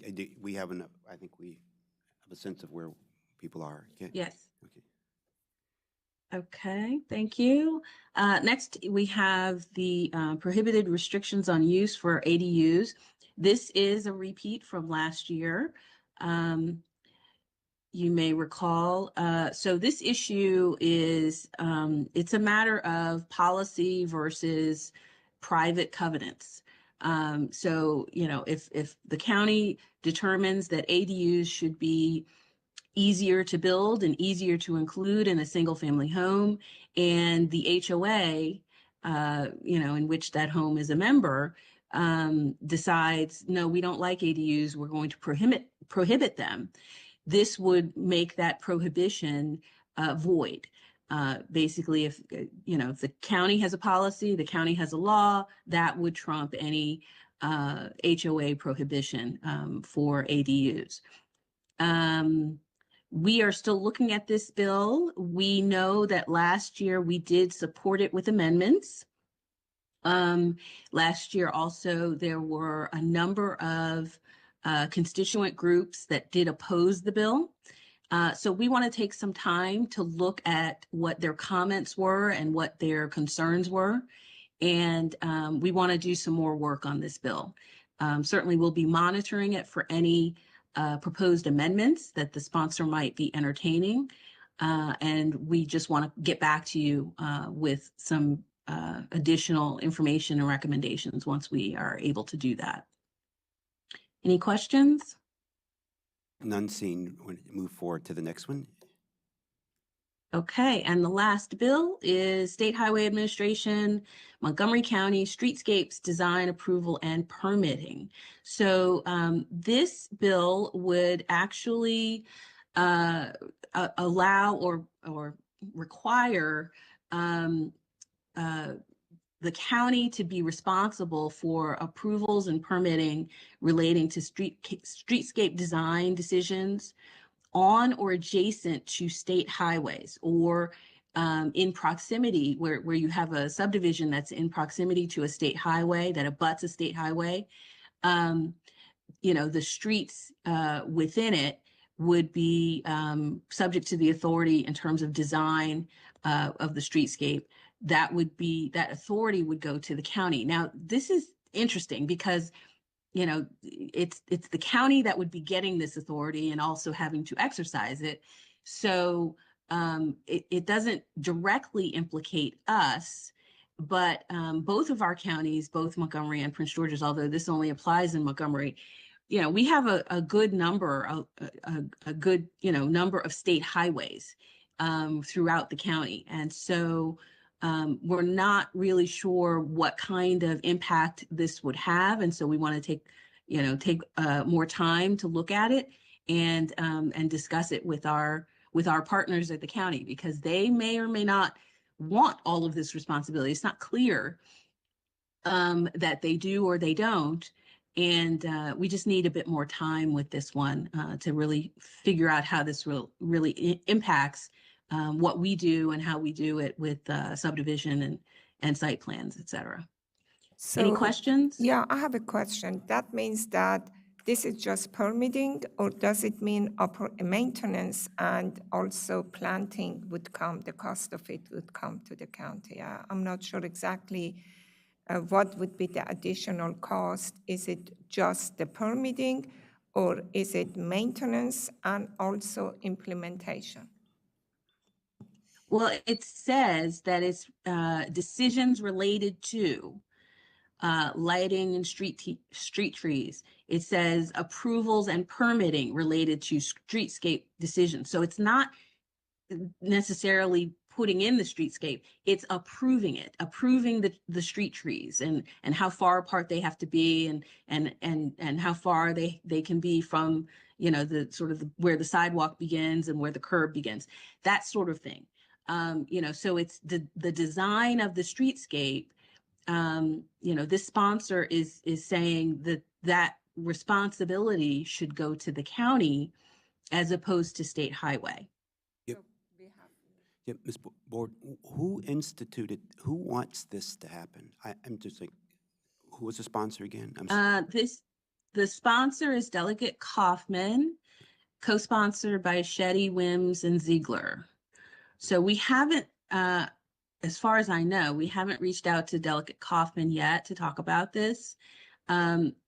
We need to get with our transportation planners and see, you know, what they know about it and if they have some history, you know, to impart about, you know, what is the problem that this is trying to solve. I'm not clear I guess Robert that, knows. you know, Go ahead, Robert. yeah. Deborah, I think the Delegate Kaufman we did speak with Delegate Kaufman about the bill, and he is working with the Department of Transportation on this. Yeah. Right. MDOT. Good. Thank you. Yeah, Director. Happy to. So Deborah and Jordan, this is Robert, just to weigh in a little bit. So I think one of the concerns we have that we're going to need to voice in terms of clarification, the term streetscape is very broad, and in Bethesda that could mean pavers, streetlights, furnishings, stormwater, all kinds of things. And so this one has a particular reference to street trees and street lights. And so I think there needs to be some clarification on the bill. And to your point, Commissioner, maintenance on some of the state highways is done by DOT, but the permitting may not be. And so I think this is broad in the larger sense that it applies to all state roads. And so I think there's some clarification that's needed in the bill. And I don't know that DOT, as Deborah mentioned, wants this or would support it. We'll have to monitor that and find out from them exactly what they want out of this. But I think this deals more with permitting than it does, I think, maintenance. But the permitting aspect of it, I think, is very broad depending on the road that we're dealing with. And the other point I think that we have addressed internally as staff is, does that mean access permits as well? Because in many respects, you have street lights and street trees that do require some access permits. So again, more clarification is needed. And I think that DOT does all the permits, correct? It doesn't go through DPS, it goes through DOT for all of this streetscaping and landscaping and things. Actually, I think it goes through DPS to and DPS as well. And again, it depends on, are we talking curb to curb or are we talking right away? So curb through right away, because I think some of that would include both DOT and DPS. When you look at stormwater management pavers that are part of a specification. And in many respects, our urban districts do have streetscape guidelines that are followed by DOT and DPS. in some of those cases, SHA defers to the local jurisdiction like us to do that. Or like DOT, I should say, not us, but DOT to implement those. Okay, sounds like we need more clarification, more information on why this is required, more clarification, as Robert said. Any other questions or comments? You sure? Okay, all right, thank you. Sounds like we're all done, General Counsel Borden, and. Thank you so much. Yeah, and thank you both for coming today, and we look forward to next steps, okay? Thank you. All right, bye now. Thanks. So we're going to take a 2-minute break and then start with, because item number 6, Forest Conservation Plan law changes, where staff is recommending approval to submit to the county council. Thank you.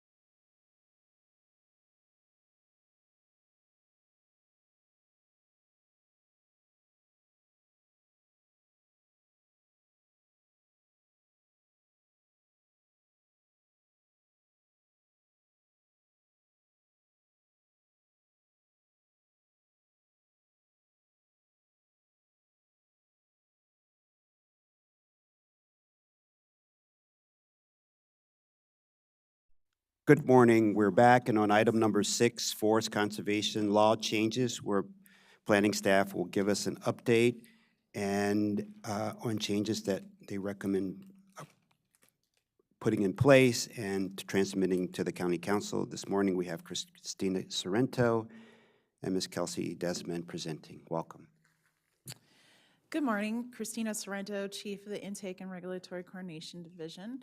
I am glad to be here today and to introduce you to Kelsey Desmond. This is her first time in front of the board.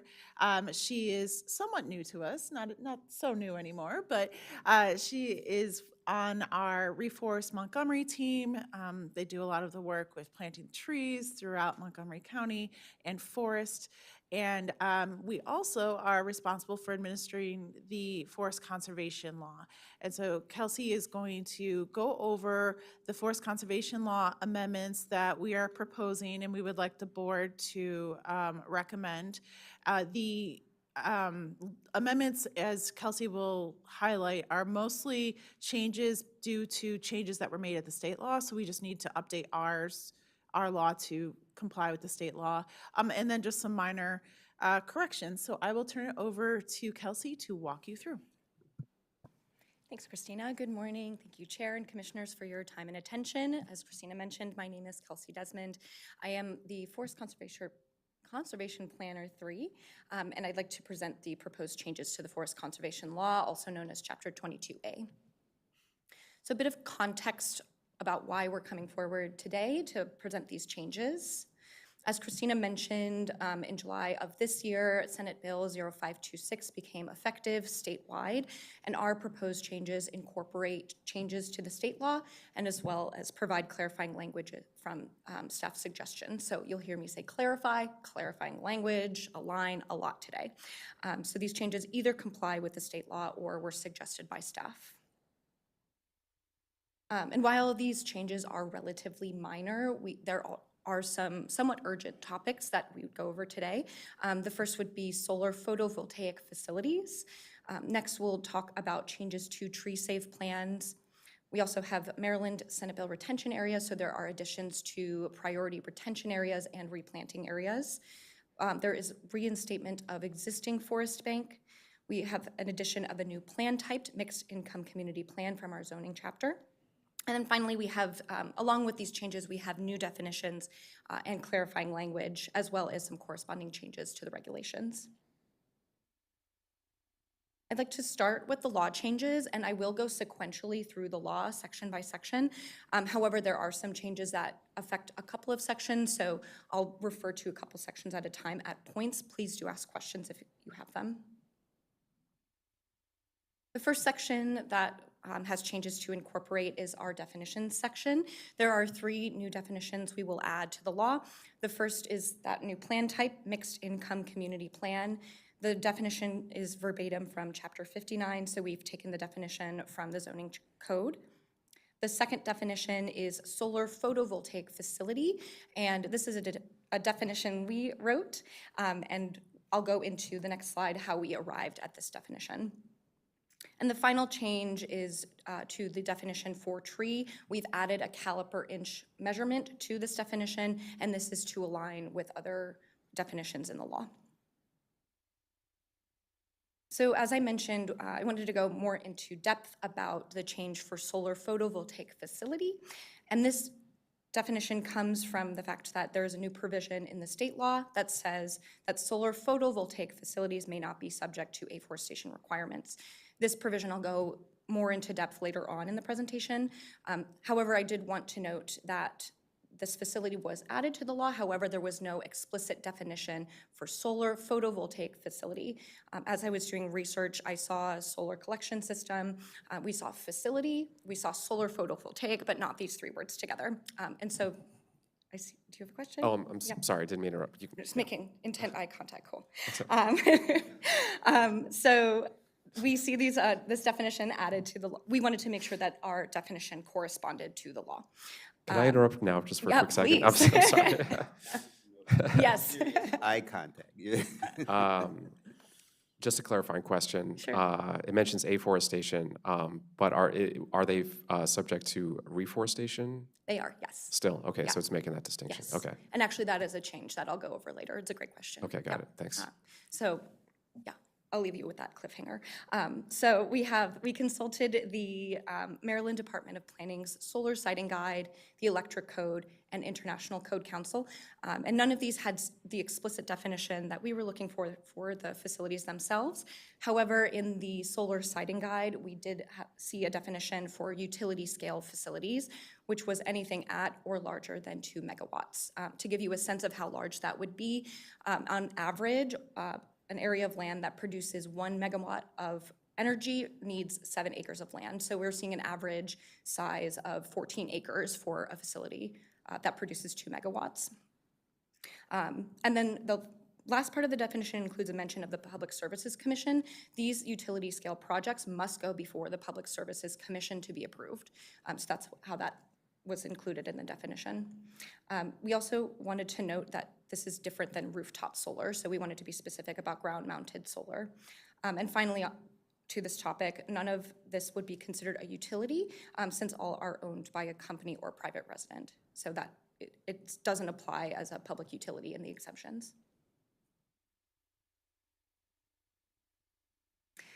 So with the addition of the new plan type in the definitions, that then brings us to the next section of the law, which is Chapter 22A4 for applicability. This section states which plan types trigger the forest conservation law, and so we added mixed income community plan here. It's also added in Chapter 22A11 about applications.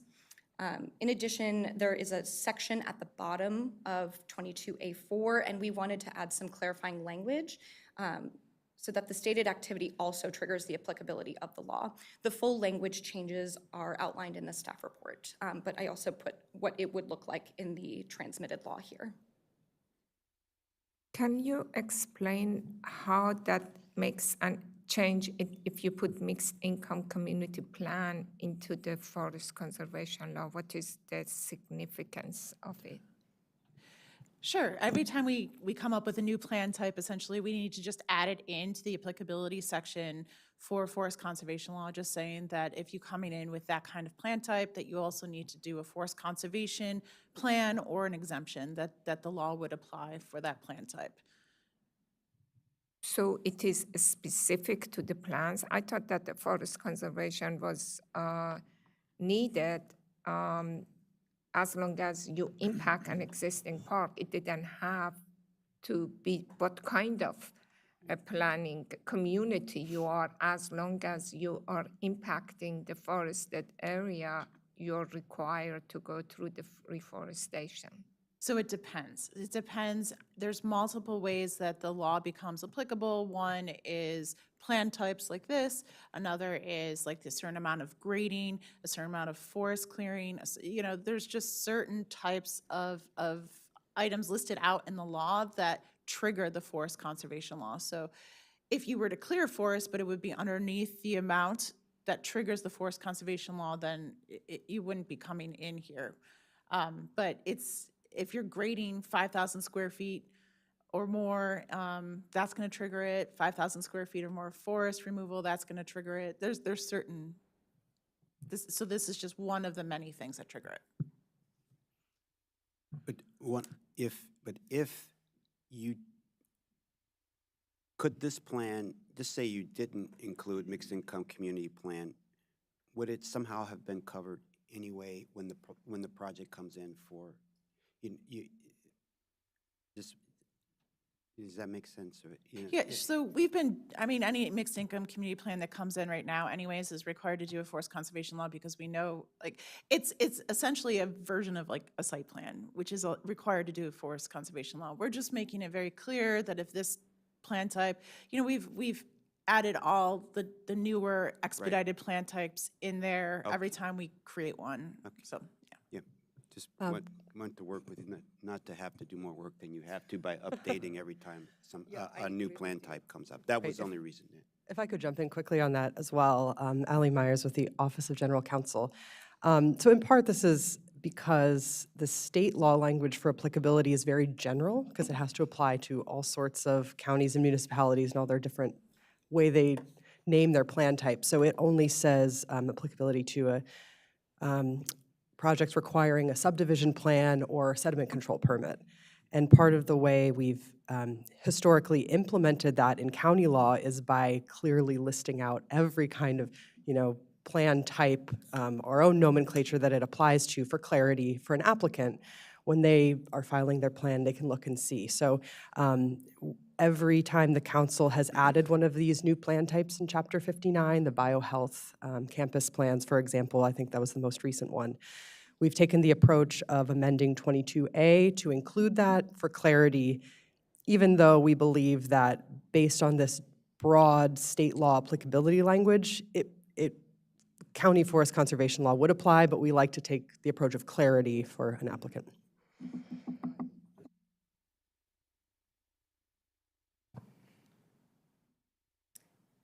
We'll move forward to the exemptions section of the law, 22A5. To a number of the exemptions in this section, we're adding the language unless a tree-safe plan is approved under section 22A6. And this is more of an ease of use change. So as you're reading through the law, if you were an applicant, you might come across an exemption that applies to you. If a tree-safe plan also applies to you, you would then know, you'd be triggered by this language to know to check that section. So this is just an ease of use. It weaves the language between the two sections a little more closely. I have a question about the champion tree. When these champion trees are removed, is there an assessment of the age of the tree and how long it took for that tree to become a champion tree? And if there is a mitigation effort, are the trees that are going to be planted in its place going to be ensured the same lifetime and ability to develop into champion trees? That's a good question. When a champion tree or a specimen tree or any of the trees that trigger, essentially more what you're talking about is like the variance provision in a forest conservation law, that they can't remove them unless they meet the variance provisions in general. We don't look at the health of the tree, the age of the tree when doing that, but we do have the mitigation requirements in the law, a certain amount of caliper inches for the number of caliper inches that are lost by removing that tree. So they have to first meet the hurdle of meeting the variance requirements and the test there. That it's going to be an undue hardship and many other things. But then they also have to mitigate for it on site. It is the preference. So, but we don't look to see like, oh, let's replace it with that exact same tree. But we do work with what's going to grow well and work there. Well, I know you can't replace a champion tree with another champion tree. My concern is that when you have these mitigation and or replacement efforts, will there ever be another champion tree because this one was cut down, and are we going to give other trees the opportunity to grow into champion trees? That's what my concern is, right? So you come up with mitigation and replacement efforts, and then you replant these trees, and then that land that you replanted the trees on then becomes desirable for attainable housing. And then those trees are raised, right? And so now we have no champion trees because we don't allow trees to further develop, and we are raising forest in the pursuit of housing and roads. But if it's off-site reforestation requirements, most of that tends to be in the ag reserve and out further, where it's mostly protected from development, is it not? I think most of the reforestation banks and the forest banks are out there. So most of the forest banks are up in more the up county area. No. We have some that are down county, but they're fewer. No. Yes, but when you're talking about mitigation for the removal of something like a champion tree, you're actually you're mitigating on site. And to go back to Commissioner Bartley's question, and it really is, this is why you have to go through a variance process to remove that, because yes, of course, whatever you mitigate for isn't going to replace a champion tree. And, so that's why our first, when we review plans under the forest conservation law, our first level is to protect them and find a way to work around them instead of removing the trees altogether. So they still have to go through the variance process. So, I just want to confirm that. so Commissioner Bartley's question was more about variance trees. This provision that we're talking about right now is the exemption. So this does not go through the variance process. This is a different part of the law. This is before you do a forest conservation plan, whether you need to do a forest conservation plan or not. That's what the exemption section is about.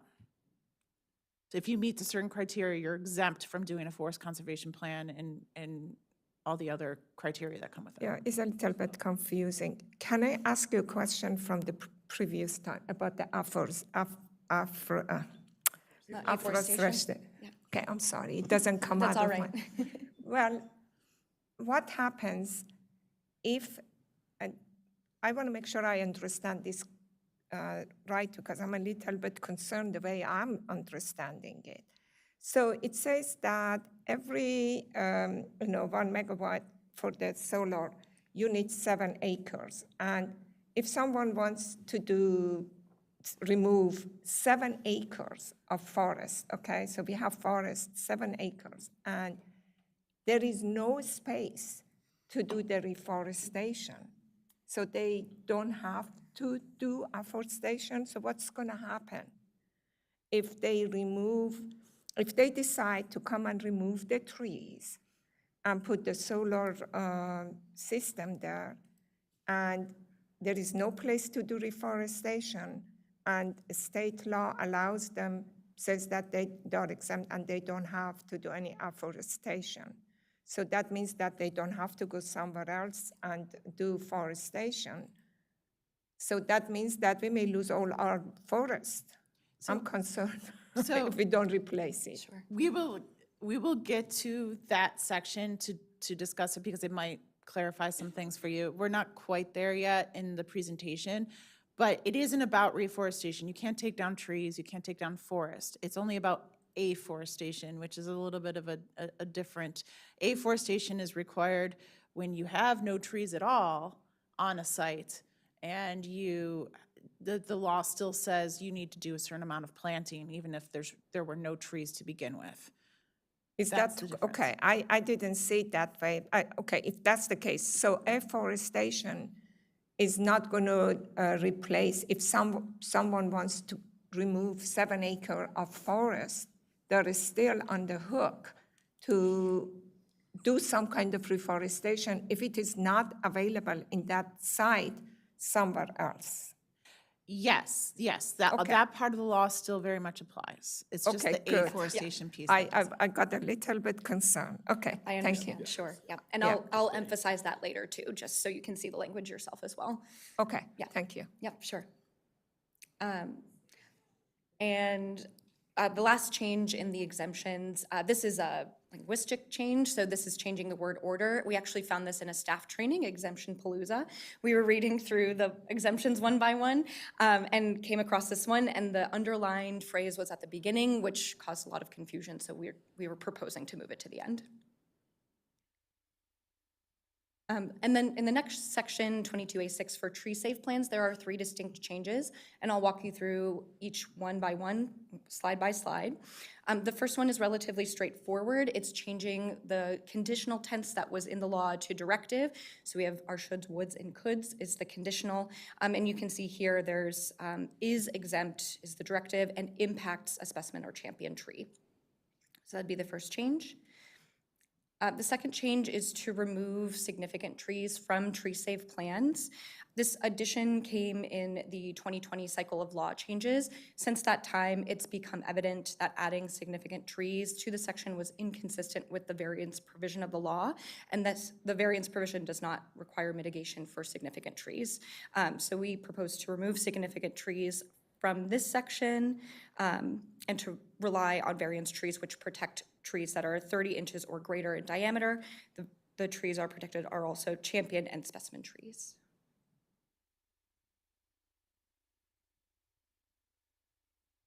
The last change to this section is to add recorded in relation to existing scenic buffer. This is to avoid any ambiguity and to state that these scenic buffers are in the land record.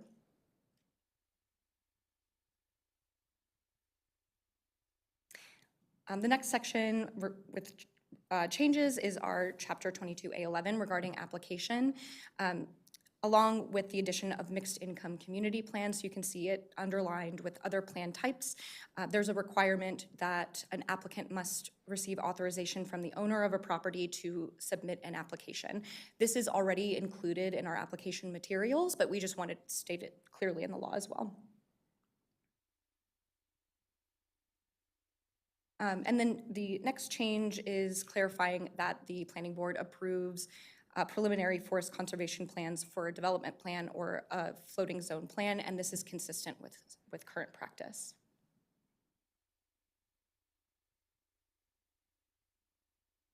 The next couple of slides are related to changes made in Senate Bill 0526. So in that state bill, there were additional priority areas for forest retention. So we've taken language from the state law and added it to our own. You'll see that there are 4 new priority areas for forest retention. Again, we've taken the language from the law and added it here. And I will also note that the last bullet is regarding urban areas, and we've received confirmation from the Maryland Department of Natural Resources that they are updating the technical manual, so there will be a specific definition for urban areas. And then I think this will answer some of the questions from the commissioner and our vice chair. So this is related to solar photovoltaic facilities, and we've taken language directly from the state law that states that they may not be subject to afforestation requirements in this chapter. We've added the additional emphasis that solar photovoltaic facilities are subject to all other requirements in this chapter. So that includes retention and reforestation. And just to be clear, that from the, sorry, I'm swinging away from me. From the definition earlier, that's not rooftop solar, that's large-scale solar facilities and ground mount, just to make sure. Okay, yep, of course. Yep, that's exactly right. And we've included that definition here to provide clarity. Yep. Sorry, one other question on that same Sure. point. Since we had some of this conversation earlier in the fall, photovoltaic as distinct from like agrivoltaic, are these separate categories of solar? Yes. Yes. Yes. Okay. Okay, great, thanks. Yeah, we really had a hard time with this definition because there's so many different ways of defining this, but yeah.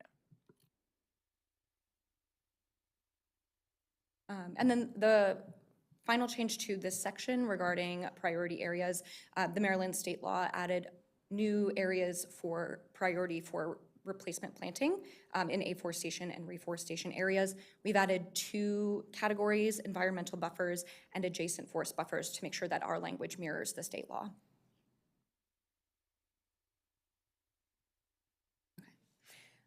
In the next section, we reinstated existing forest banks, so our language here reflects that change. The first change that you'll see in 22A13 regarding forest banks is we've removed the language, if permitted by state law. And we added this language in 2023 before the reinstatement of existing forest banks had happened. And we knew that there would be specific language passed in this year. And so in favor of this phrase, if permitted by state law, we've added the specific language itself, which you see under the second bullet, which is that credits from existing forest banks can only account for up to 50% of afforestation or reforestation requirement. And the purpose of this is to prioritize planted forest bank. We want new forests planted as part of the bank program. Isn't it this writing written a little reverse? Because you're saying that 1 acre of forest bank credits 2 acres of existing forest. That means that reverse, not that it's, you know. So if I have, taken 2 acres of existing forest, I just need to purchase 1 acre of forest mitigation bank. That's how I read it. So a 1 acre of forest mitigation bank credit is actually the amount that you need to purchase from a forest mitigation bank. So if you take down those 2 acres of forest, you actually have to purchase 4 acres of mitigation bank credit from the bank. Yeah, I understand what you're saying, but this sort of tells me the reverse. Okay, that's fine. I take your word.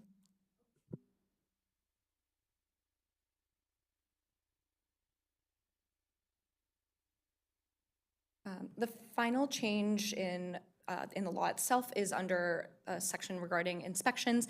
We wanted to add tree-safe plans and confirmed forest conservation exemptions as applicable to on-site inspections. There are times where forest conservation plans are not applicable and a tree-safe plan or exemption is applicable. So we wanted to allow that when inspections are being done. Those are all the law changes. I wanted to pause for questions or comments before I discuss the regulation changes. Seeing none? Okay, great.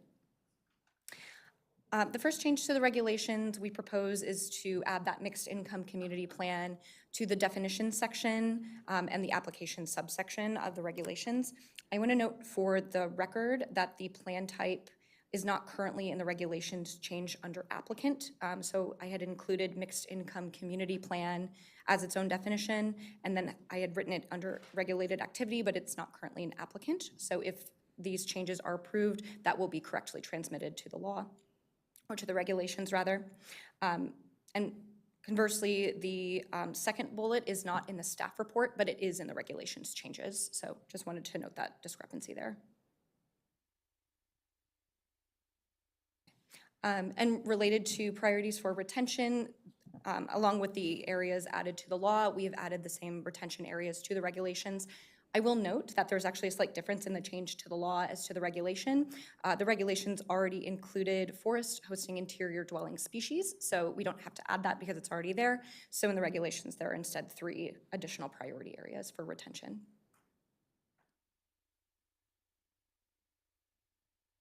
Under general forest conservation plan provisions, there is a stocking rate and a spacing chart. And we noticed that under approximate spacing for planting shrubs, there was a number 6, which was actually a reference to a note. And so we wanted to make sure that that is a clear reference to a note rather than just the number 6, which might cause some confusion about if that's a spacing number or if that's a note. Also, in this section of the regulations under F3A, we wanted to add the planting ratio to stated explicitly so there's no confusion, and you can just refer to the regulation itself.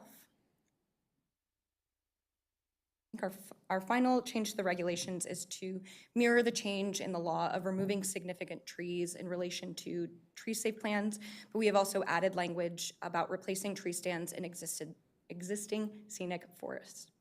Let me just try that again. Existed recording scenic buffers. And these changes are mirrored in the law as well as the regulations.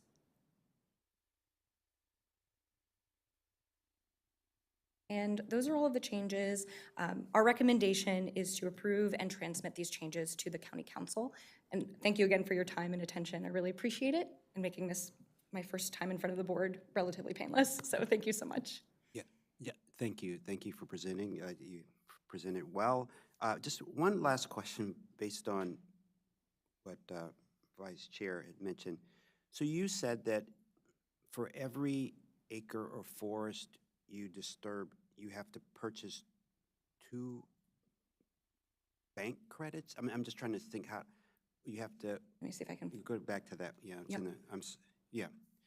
Written a little bit reverse. So essentially, if your forest mitigation bank is not a planted mitigation bank, but an existing forest mitigation bank, so all you did was throw an easement over it, you have to do double the amount. So you take whatever your requirement was out of the forest conservation plan. If your requirement was to do 2 acres of forest, you actually have to preserve 4 acres of the existing forest in that forest mitigation bank.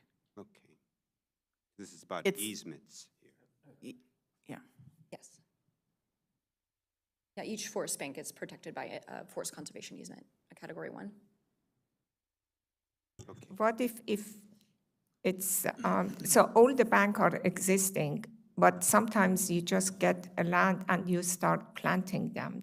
how that one works. So there's two different types of Yeah. forest mitigation banks. There's a planted forest mitigation bank and an existing forest Yes. mitigation bank. The difference is when somebody's creating the bank, if it was existing, they just threw an easement over forest that was already there. If they were creating a planted mitigation bank, then they have to go in and actually plant the forest. There was no forest there, and they're planting it. And so that's why we want more planted forest mitigation banks. And so it's just that if you had a 2-acre requirement from your forest conservation plan and you were going to a planted bank, you would only need to buy 2 acres there. If you're going to an existing forest bank, you need to buy 4 acres there. Okay, can we, is that clear here? Because it's, okay, as And- long as it is, because I was confused first. That's why I Sure. said that this doesn't show exactly what you're talking about, but I took your word. But now I understand that, there could be 2 different ones. Yes, I think Okay. because this is being pulled out, as just one line of, and you're not seeing the whole context, I think it is clear in the law, but we could always just double check and make sure, and if it's not, just make that change. Great. And I also want to say that in a planted forest bank and the other forest bank type, it's a 1-to-1 ratio. So you would buy 1 acre of credit for each acre of reforestation requirement. And I almost think it makes sense to read this backwards, so to speak. So if you have 2 acres of existing forest that is protected in the easement, that only accounts for 1 credit. And so once that is depleted, Right. that's when the ratio kicks in. Yeah, thank you for that explanation. So, so you need a vote from the board to move forward with this. So do I have a motion to approve transmittal to County Council the changes to the forest conservation plan that staff described just recently? Yeah. I'll move to approve and transmit to the county council. Second. All in favor? Aye. Aye. The ayes have it. Thank you so much. I just want to clarify that vote was for both the law Yeah. and the regulations? Yes, law and regulations. Thank you for you asking so for that much. clarification. Have a great All right, so we're going to just take a 1-minute break. We're running behind, and we'll then go to the briefing on the Damascus Placemaking Festival. Thank you.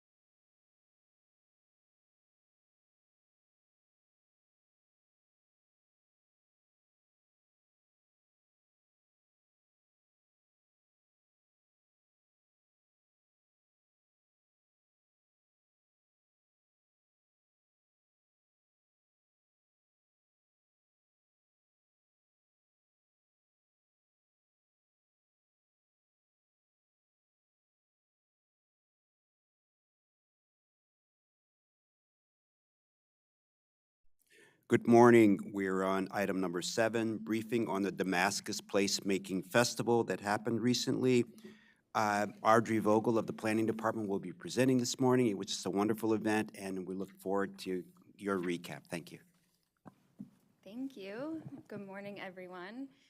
The last time I was here, I gave a summary of our public engagement process leading up to the Placemaking Festival over the summer. I'm happy to be back now to reflect on and share a recap of our wonderful placemaking event that we had on October 19th and 20th. Before I get into the recap, I wanted to share some quick background information. While this project was a relatively short-term planning initiative, it was truly years in the making.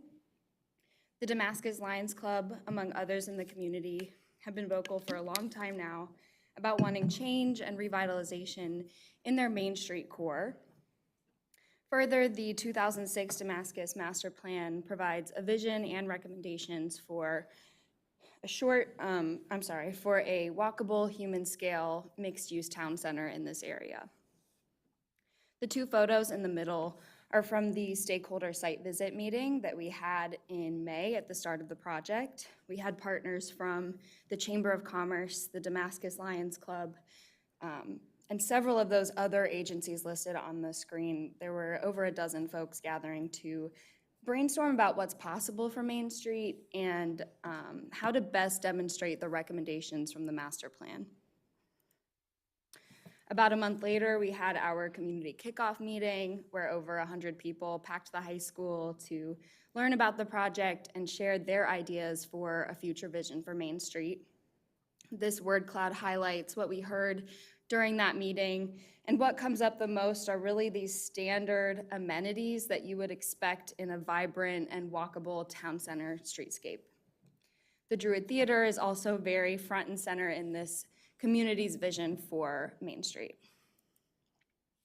As shown on the screen, we hosted the festival on the block of Main Street between Woodfield Road and Ridge Road.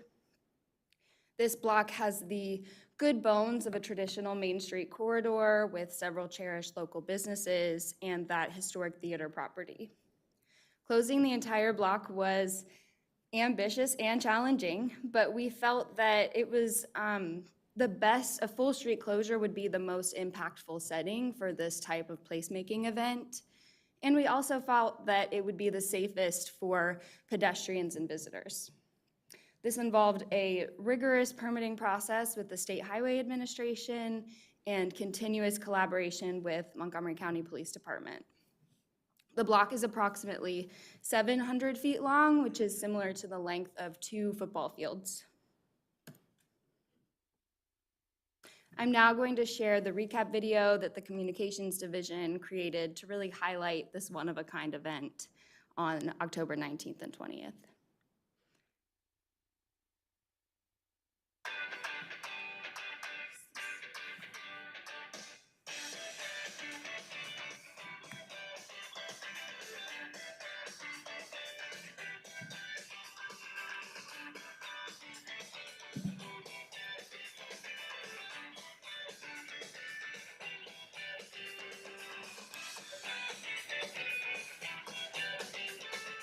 Today we got the Damascus Placemaking Festival. We wanted to bring everybody out to sort of Main Street in Damascus and give folks an idea of what could be. But it's really about getting people into an area where they can interact and be together. And like we've got it right here, we've shut it down to cars.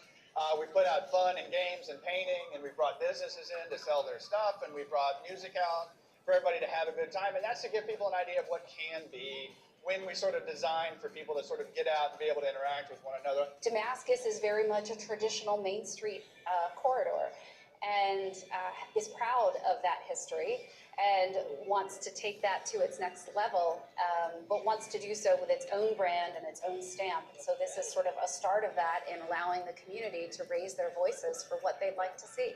Oh, this is an amazing festival that is the culmination of a community effort to think about what Main Street could be if we made it a little more pedestrian friendly, added some trees, allowed our local businesses to spread out a little bit. And as you can see, it is really a new and improved Main Street. So we transformed Main Street based on the vision that we got from the community to create a more vibrant central place in the heart of the community, in the heart of Damascus. So this was really just bringing to life the ideas that we heard from Damascus residents, business owners, and local community groups. The Lions Club, which is here today, has done a lot of legwork on this project, helping us get the word out and really advocating for the long-term success of the project. The community needs more time like this, where we just have a place to kind of sit and eat and mingle with one another, and don't really have any objectives other than just to kind of hang out and enjoy ourselves. I've never seen Main Street brought to life like this.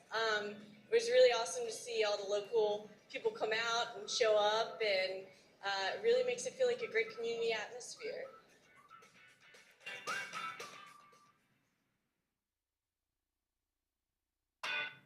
Great video, great, wonderful, thank you.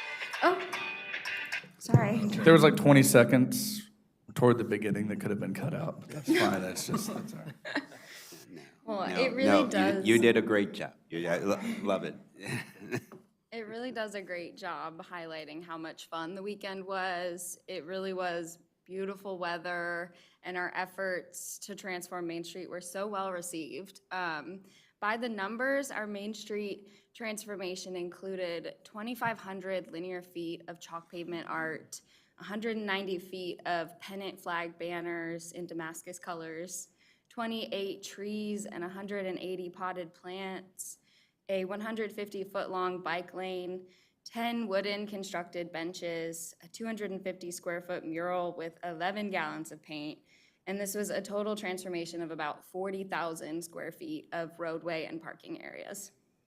And this is due to countless hours of work from staff, community volunteers, our consultant team, and our partners from Montgomery Parks, Montgomery County Recreation, and Rupert Landscape, a local nursery. I'm sure they expect to have it once a year at least, annual event. It's fantastic. Thank you. We showcased 51 total craft vendors and food and beverage vendors, local businesses, and community organizations. The program of activities included over 8 hours of performances and classes, from fitness and Zumba to martial arts and dance performances. And now I just really quickly want to highlight some of those placemaking elements that we designed based on community feedback and the master plan. I think it's really impactful to reflect on the consultant's initial rendering, and then the hard work that went into bringing those designs to life, and then how the community actually experienced these during the festival. So this festival gateway does a great job marking like you're entering a special place. It features a local balloon artist, and I just think it's so cool to compare the rendering on the left to the real photo. They're kind of spot on, down to the blue sky in the background. The mural was painted largely by students from the nearby middle and high schools, including a local Girl Scout troop. This was during our build day, the Friday before the event. The festival was a great opportunity to showcase a recommendation from the master plan for a bike lane along Main Street. And then we heard consistently from the community throughout this process about the Druid Theater. They want to see that space as a performing arts community space. And it is private property, but the theater owner and tenants were generous enough to allow us to use the parking lot leading up to and during the event. And we were so intentional about using this space to create an amphitheater to host special performances throughout the weekend that would really showcase the local talent in the community. And then this centerpiece installation served multiple purposes. It was symbolic artwork to demonstrate that Main Street is the heart of Damascus, but also more practically, it showed how this very wide roadway could be reallocated in some ways to include a mid-block crossing or a planted median. And then all of these things together, the benches, the landscape, the art, served as this great central anchor and pop-up plaza space during the event. And so At the core, these types of placemaking festivals serve as really intensive community engagement. Throughout the event, we had several ways for festival attendees to share their ideas and give feedback about what they were experiencing in real time at the festival. So we got hundreds of great comments. We're currently in the process of working with our consultants to summarize all of that feedback. And while that final report is still underway, I wanted to just share some of our initial key takeaways. So apply road diet treatments and streetscape enhancements on Main Street. Enhance the bike and pedestrian connectivity, the full corridor between the senior center, the high school, and the future Magruder Branch Trail extension. Support the creation of a formal community organization or civic association to advocate for these future improvements and organize activities in the future. For example, commissioning a mural on one of the businesses along Main Street. That's something that came up a lot during public engagement. And then also explore the potential for an acquisition of the Druid Theater to be used for a public arts and community space. But as I'd mentioned— Can I just ask a question? Why do we want to acquire a private theater? Why can't we just work with them as a partner to do it better? I don't know if it's a good idea, unless that they are still something that they're not doing business or something, but why can't we keep it as private and help them to blossom? Yeah, sure.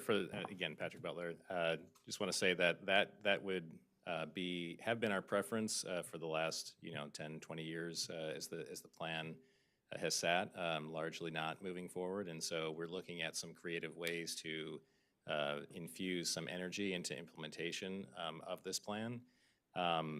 Also, there are some ideas about using this for a public civic space moving forward, and people really reckoning back to the time that they were attending the theater when it was a theater, and so there's sort of a long history, and up to this point, quite frankly, the theater struggled from a private perspective to attract and have a tenant that would serve the larger community. And so we're opening this up as a big idea based on a lot of the feedback that we heard from the community, and then some of the conversations with elected officials on site as they're experiencing the placemaking event and dreaming about ideas for Main Street, the Druid Theater, and the larger community and what could be. So I think there's a lot of interest to help, and we're simply putting that on the table to explore. And so, as I'd mentioned, we're currently working on, with our consultants, on this after-action report that will summarize the entire process, what we learned along the way, what we heard from the community, and make and propose some of those recommendations for long-term interventions and improvements. This report is expected early in the new year. And I want to wrap up this presentation by sharing a great big thank you to the Damascus community, our many volunteers, vendors, consultants, and partners that truly went above and beyond to support this event. I can't stress enough that closing an entire block of a state road is ambitious. It was a lot of work, and we couldn't have achieved such a fantastic outcome without all of these folks. So I just want to say thank you for your hard work, your enthusiasm, and for showing up in such a big way for Damascus. Thank you. Well, thank you so much. We heard from the council members recently. This was such a wonderful event. It enlivened the community, and they are looking for how do you implement some of these placemaking events throughout the community. So thank you for doing that. Thank you for creating so much enthusiasm. I know it was a lot of work. I went to one of the community visioning sessions. I wasn't able to make it to the actual placemaking event, but it just wonderfully successful. So look forward to the next, your write-up, your draft write-up on next steps. And as what Vice Chair Pedram said, look at all the opportunities, including, maybe the county purchasing or someone, but maybe a nonprofit can be formed through something and that nonprofit could raise money for this, or there could be the counties involved in it, but just, yeah, let's enliven Damascus. Thank you. Yeah, I just want to jump in. I got to go to the Damascus Placemaking Festival, and thanks for inviting me. It was fun. I took my 7-year-old, and she got a kick out of it, and I think was tugging on my arm during the video when it was recorded, because she wanted to go back and bounce on the trampolines. So it was fantastic. I can't say enough good things about it. It was a resounding success. It was a great job. I know it was a whole lot of work. So thanks so much. It was really fun. I think it's going to be great. I hope we can get some good stuff for Damascus moving forward. I'm just curious, what was the cost and how long did it take you to prepare that? Do you have that? The budget for the project, including consultant services and materials, I believe was about $114,000. That included both materials for everything that we had to build and bring in, and then the work that we hired Grand Projects and Design Collective to actually help us plan. And That doesn't even include the time for staff. That's a lot of time for the staff. And Correct. probably it was, I'm thinking that at least 6 months, 8 months of, or maybe a year, because I have been hearing about it, of Yeah, preparation. about a year's worth of planning. Yeah, a year's worth of planning.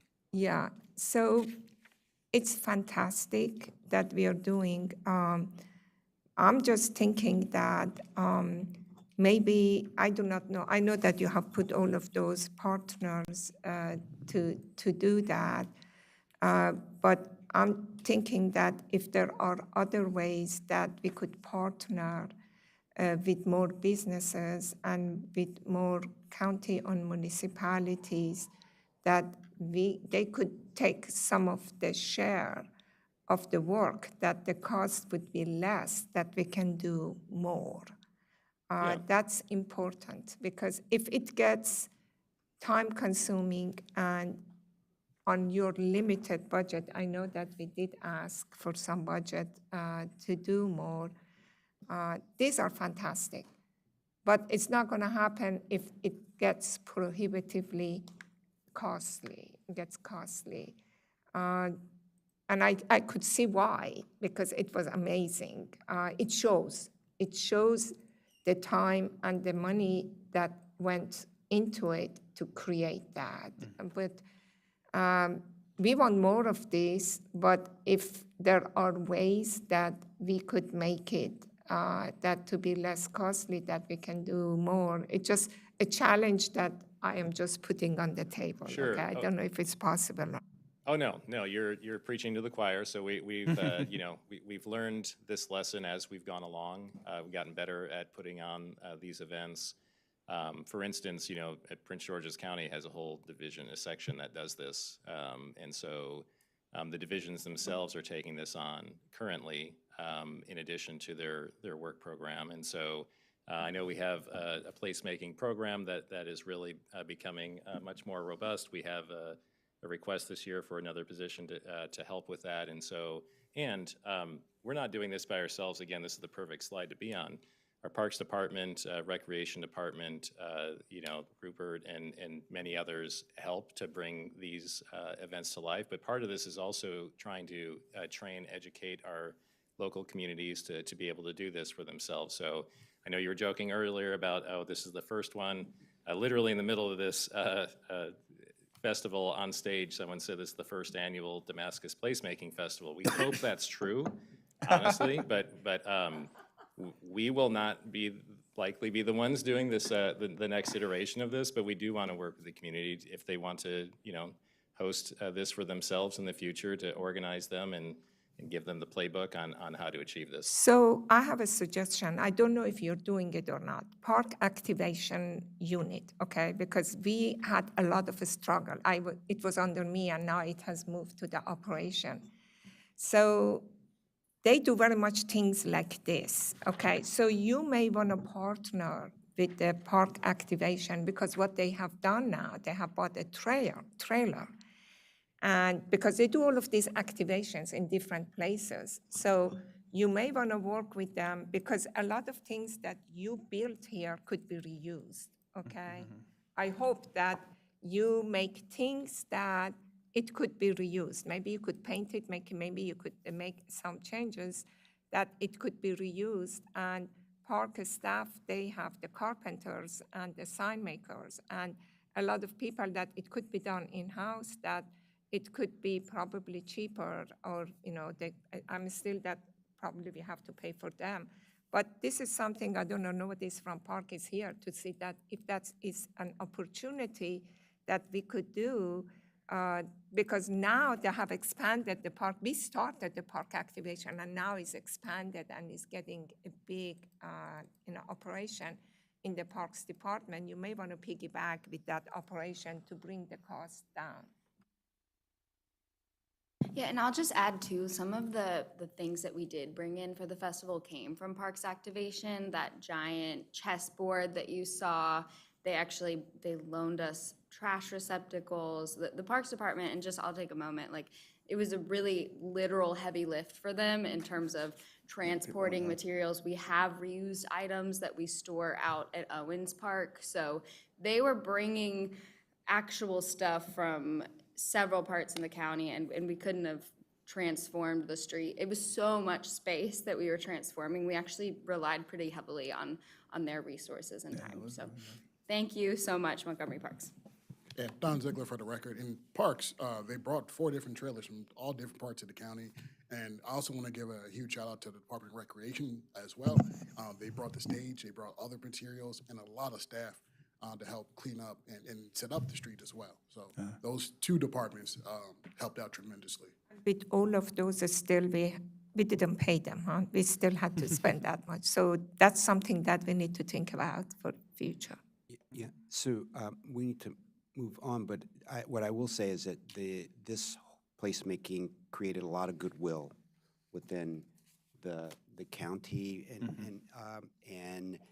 and so it may have also helped jumpstart when we ask for more money for placemaking, because that we're more likely to get it because the council members saw how successful it was. So it had some intangible and tangible benefits, and so and it's always good to vision. People get to vision what they want to be, and to just ask them, what would you like your community to look like, be part of. So that great work.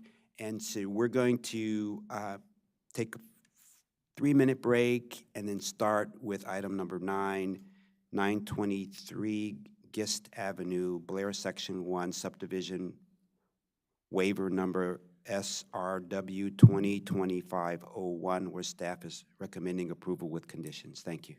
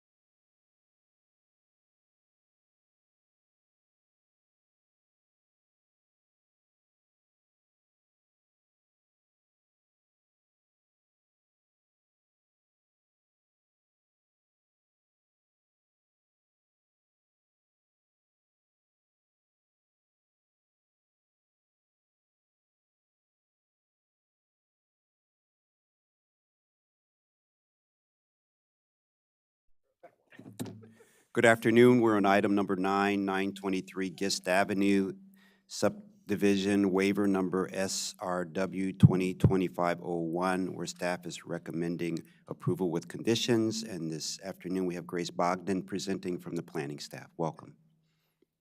Thank you. Good afternoon, Planning Board members. Grace Bogdan with Down County for the record. This is a subdivision waiver request. This is an application type that the board does not often see. It's not something that staff usually reviews. It's really reserved for the most unique circumstances and unique cases which exists in this application, and so we are recommending approval of this today. This application is located in downtown Silver Spring near the eastern border with DC. And more specifically, it's located on Gist Avenue, just east of Georgia Avenue and Philadelphia Avenue. And this block is really characterized by a variety of uses. It ranges from auto mechanic shops to salons and spas and laundromats, really neighborhood-serving uses. There's single-family homes in this block. There's single-family homes that have been converted to commercial businesses. And this particular property is highlighted in the red dashed line on your screen. It's approximately 0.18 tract acres in size, so 8,000 square feet. And it is located within the Fenton Village Overlay Zone and the 2022 recently adopted Silver Spring Downtown and Adjacent Communities Plan. As you can see on the aerial, the property is improved with a single-family dwelling. It's been converted to a commercial business. It also has an existing driveway on Gist Avenue with parking in the rear, and the property is improved with all existing infrastructure as well. So just a little bit of background on this. The property is actually an assemblage of lots and parcels. Lots 35 and 36, which is towards the front of the property, were created by record plat in 1922, which is highlighted in the red dashed line on your screen. And then behind the two recorded lots is a portion of an unsubdivided parcel. So this record plat was recorded in 1922, and then the single-family home was constructed in 1933.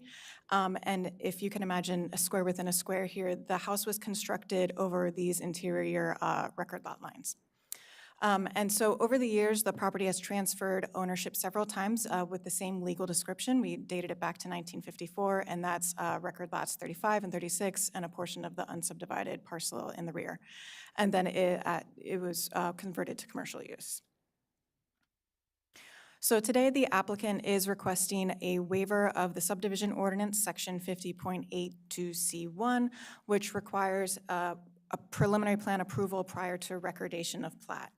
And essentially what this waiver request would allow is for the applicant to record a lot, which would consolidate record lots 35, 36, and that unsubdivided parcel in the rear to be one lot of record. And this would result also in dedication of right-of-way towards the frontage of the property to Gist Avenue to achieve the master plan right-of-way. Could you show the lot? Sure. The two lots and also the recorded lot in connection with the building, and what happens to the remainder of the property in the back around lot A? So within this picture, lot 35, if you can see my arrow, is on the bottom left here, and lot 36 is in the bottom right here. And the remainder in the rear is this portion of an unsubdivided parcel. I think what your question is referring to is the other area behind this. No, where is A, proposed lot 64? Oh, I'm sorry. So proposed lot 64 is this thicker black dashed line here. Oh, okay. So you're just, because, and then the additional building is the dash line, the additions that they are doing. You say that proposed lot 64. What is that proposed lot 64?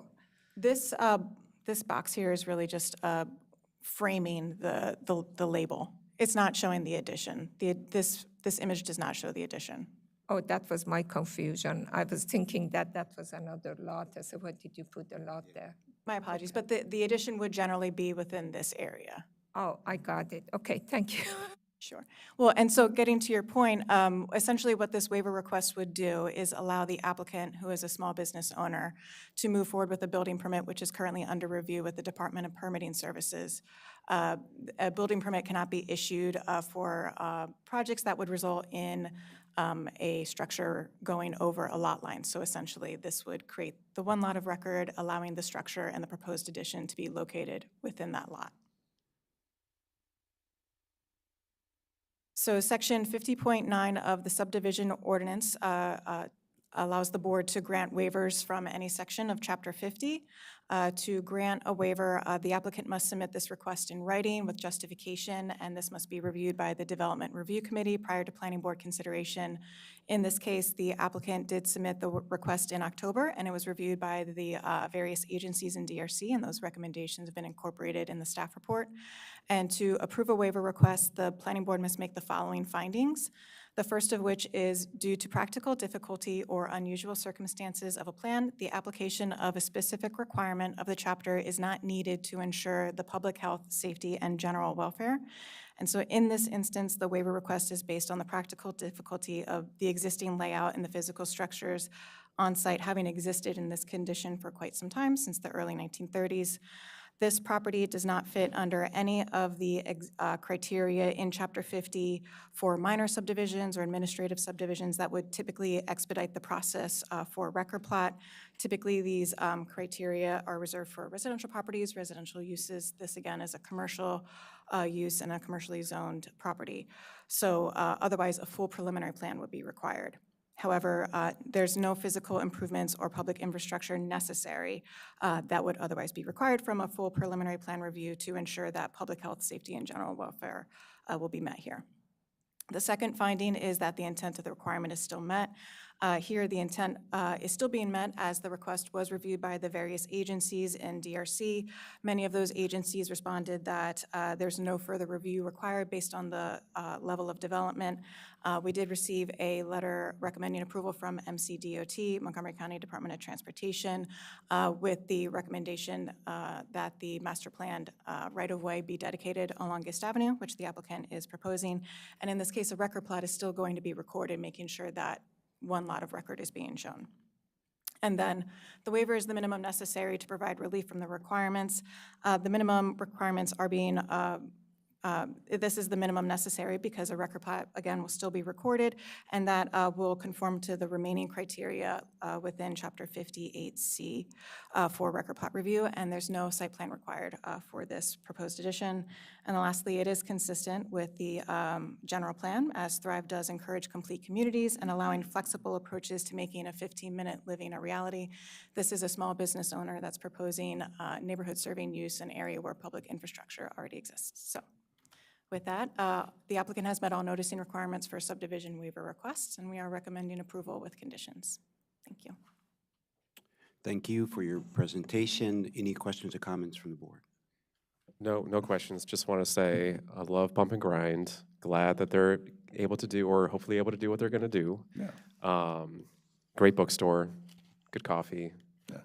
Decent outdoor space. My neighborhood actually had like a neighborhood party on their parking lot behind their property, what was it, a year ago or so? And then, you know, to the extent that they're hoping to like improve that that outdoor space back there, that's great, because it was good for what it was, but it was a lot of pavement. It was pretty hot that day.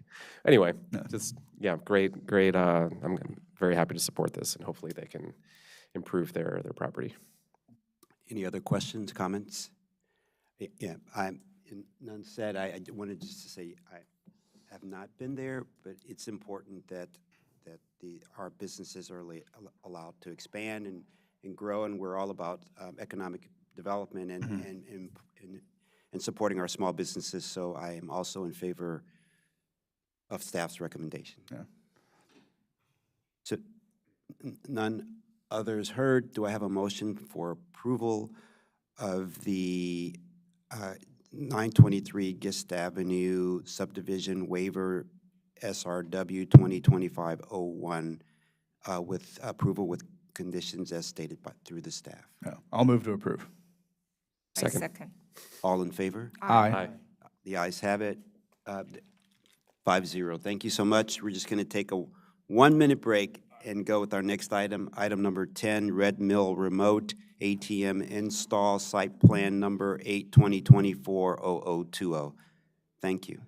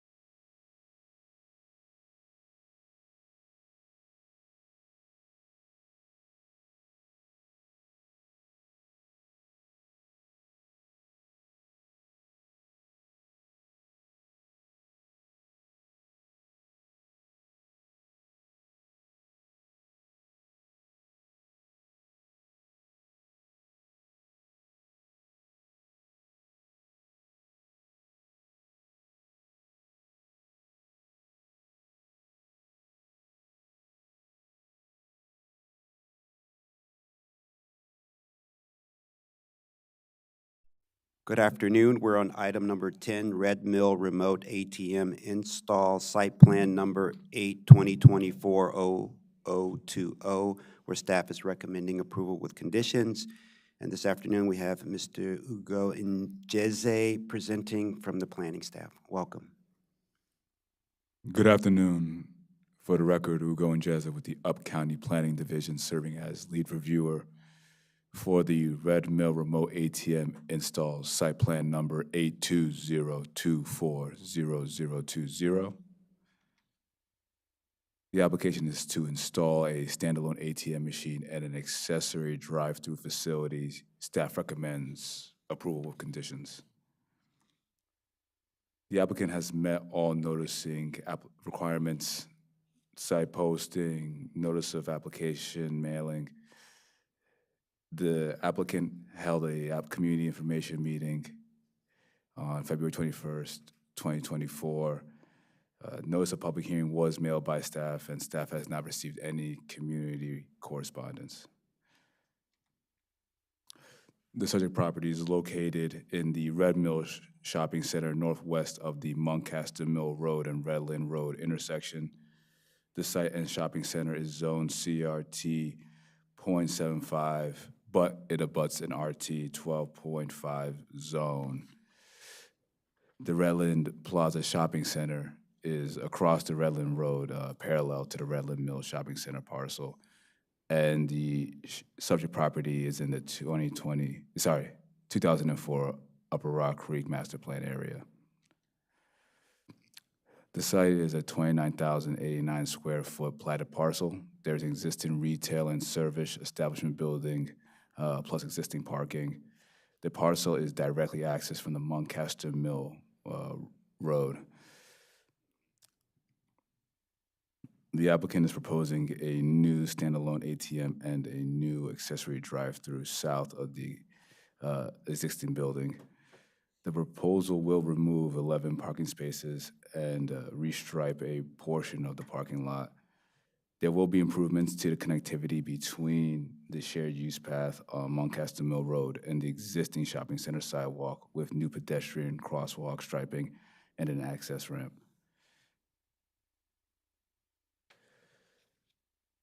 The site plan conforms to the 2004 Upper Rock Creek Master Plan and meets all the site plan findings as described in the staff report.